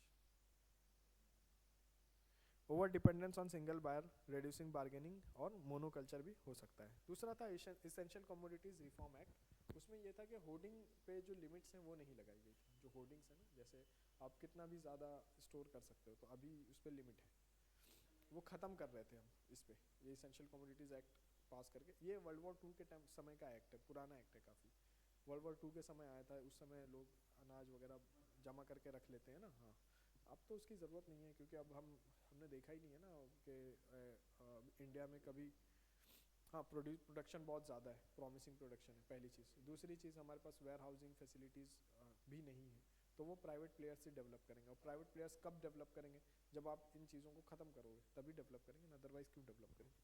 चलो ठीक है, ख़त्म एग्रीकल्चर ख़त्म। Land reforms, majorly land reforms अब तक कम्प्लीटली हम इसको अचीव नहीं कर पाए हैं, है ना। लैंड रिफॉर्म मतलब क्या है, जिनके पास नहीं है उनको लैंड मिले, जिनके पास बहुत ज़्यादा है उनसे कुछ ले ले, है ना। आज़ादी के समय से चल रहा है, पहले से चल रहा है in fact. Measure to improve structure of land holding and rights of cultivators with focus on equitable distribution of land, land का डिस्ट्रीब्यूशन कैसा हो, इक्विटेबल हो। 4 main components of land reform. Number 1, abolition of intermediaries, बिचौलिए खत्म करने, removing agents for tax और revenue collection between government and farmers. देखा होगा आपने, है ना, रहते आप हो, घर आपका है, लेकिन टैक्स आप डायरेक्टली सरकार को नहीं देते हो, किसी और को देते हो, वो गवर्नमेंट को पे करता है, तो ये सब खत्म करना है। एबोलिशन ऑफ जमींदारी एक्ट 1951 लाया गया था इसके लिए। टेनेंसी रिफॉर्म्स है, जो टेनेंट जिसको आपने दिया हुआ है, खेत ठेके पे दिया है रहने के लिए, जिसको टेनेंट को दिया हुआ है। Security of tenant, regulation of rent, बहुत ज़्यादा रेंट अपने हिसाब से नहीं होगा। ओनरशिप राइट ऑफ टेनेंट, बहुत ज़्यादा सक्सेस हुआ नहीं है, चलो छोड़ो इसको। लैंड सीलिंग में क्या है, fixing an upper limit of land ownership पर एग्रीकल्चरल हाउस होल्ड, तो उसमें देखते हैं फिर बुआ के नाम पे, चाचा के नाम पे, सबके नाम पे फिर रजिस्टर कर देते हैं लैंड, है ना, हो गई बात खत्म। सीलिंग 15 to 20 एकड़ लैंड होनी चाहिए। Number 4, consolidation of land. Consolidation of land ऐसे, एक्स वाई वाई जेड दिख रहा है और नीचे वाई वाई दिख रहा है। वाई वाई मतलब एक ही किसान की ज़मीन है वो, और एक्स जेड दूसरे किसान की है, तो थोड़ा स्वैपिंग कर लिया, इधर इसको दे दिया और अपनी एक साथ सारी ले ली, ताकि लार्जर प्रोडक्शन कर सकते हैं, इसको बोलते हैं, ठीक है। ये है कंसोलिडेशन ऑफ लैंड, होना चाहिए ये सब चीज़ें, क्या है, होना चाहिए, होती नहीं है, बस यही वाली बात है, ठीक है, समझिए आप। तो देखो, ये हमने एग्रीकल्चर डिटेल में कवर किया है। हाँ, जो मैं आपको बोल रहा था ना, मैंने नहीं दिया है, शायद भूल गया हूँ, वो इसी में है। ये जो इंटरनेशनल ट्रेड 130 तक खत्म हो रही है, बस हो गई है। अच्छा अच्छा अच्छा अच्छा, तो इंटरनेशनल ट्रेड एग्रीमेंट्स इसी में है, मैंने अभी देखा है, उसमें दिया हुआ है आपको। तो ये एग्रीकल्चर का ये वाला टॉपिक था जो हमने अभी तक इसको दिया है। अब इसमें जो आप पढ़ोगे, इसको जो पढ़ने का सीक्वेंस होगा वो ये होगा कि पहले आप क्या पढ़ोगे, जो हमने ज्योग्राफी वाला किया है, उसमें क्विकली आपको जो इन्फॉर्मेशन, जो नॉलेज बेस चाहिए, वो सारी नॉलेज आपको वहाँ से मिल जाएगी। और फिर उसके बाद जो एनालिटिकल पार्ट है, जो इकोनॉमिक परसेप्शन है, वो यहाँ से आप डेवलप कर लोगे। थोड़ा ज़्यादा है, लेकिन सारा कुछ पढ़ना है, कुछ मैंने नहीं छोड़ा तो आपको भी नहीं छोड़ना है ना। छोड़ना होता तो मैं छोड़ देता ना पहले आपको। तो ये पूरा एग्रीकल्चर आप यहाँ से कवर करोगे। चलो जल्दी से देखते हैं इंटरनेशनल इंस्टीट्यूशंस क्या है।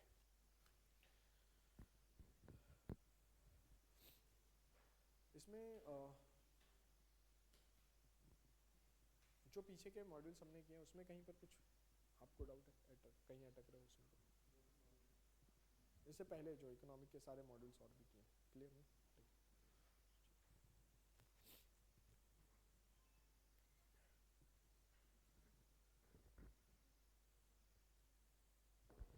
ठीक है चलो, इंटरनेशनल इंस्टीट्यूशन। अब इसमें कुछ इंटरनेशनल इंस्टीट्यूशंस पढ़नी है हमें, है ना।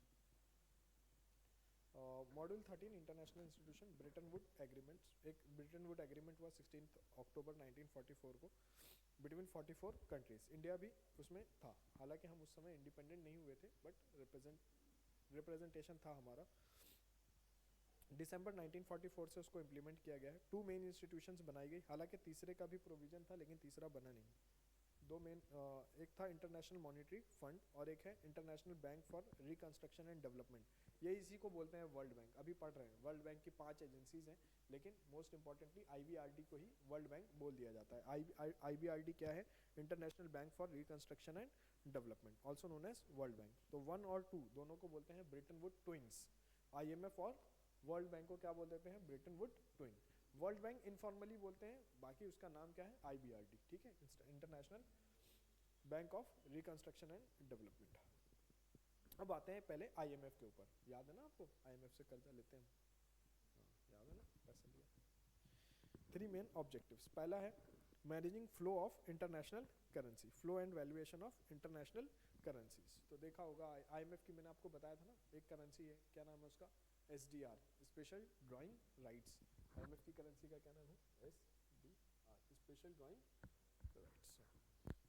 वर्चुअल करेंसी है ये, ठीक है, इसकी नोट नहीं आती। All currencies to be pegged और attach to US dollar, made US a reserve currency of the world. इन्होंने बनाया, किसने बनाया?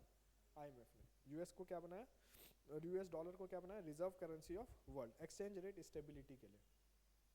भाई एक करेंसी से दूसरी करेंसी को कंपेयर करना है, किसको कंपेयर करेंगे? अब जो उस समय सबसे स्ट्रॉन्ग US डॉलर, ठीक है, इसलिए उसको बनाया। ये किसके पर्पस क्या था? Exchange rate stability.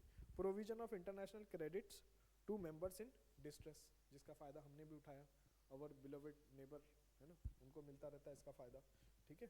Normal economic stability, क्योंकि देखो ये सब बन रही है, क्यों बन रही है पता है आपको?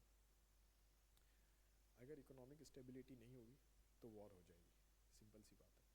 फिर वॉर वर्ल्ड वॉर हो जाती है, फिर बहुत नुकसान होता है।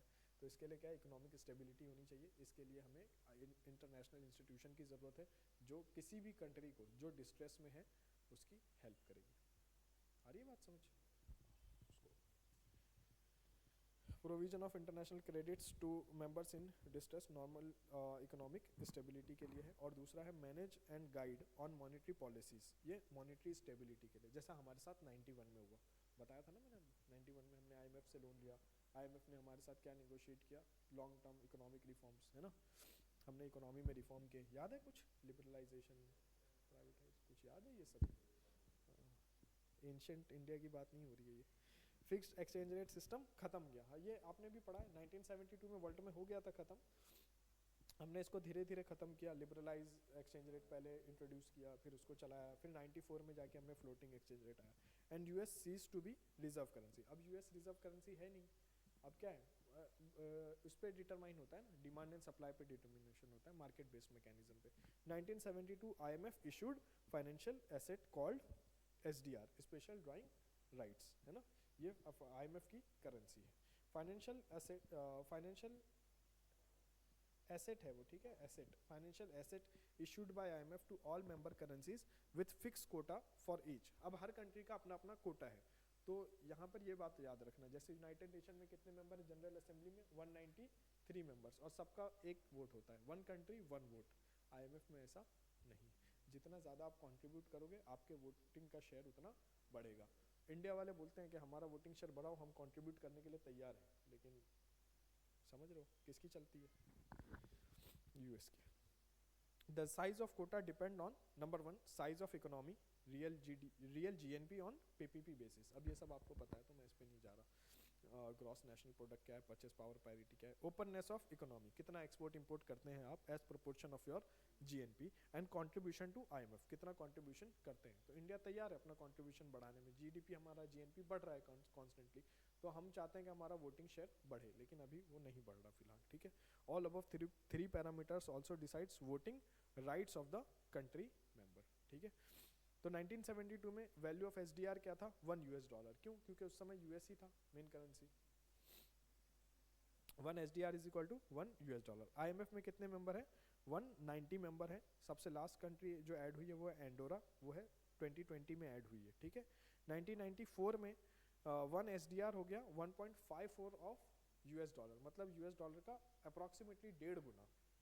जब इसको इंट्रोड्यूस किया है तब कितना है, 1 SDR इज इक्वल टू $1। कुछ साल बाद क्या हो गया, 1 SDR इज इक्वल टू $1.5, मतलब SDR की वैल्यू $, से ज़्यादा है। फ्रॉम 2009 हम क्या यूज़ करते हैं, बास्केट ऑफ करेंसीज, याद करो वो फिक्स एक्सचेंज रेट सिस्टम में हमने डिस्कस किया ना इसको।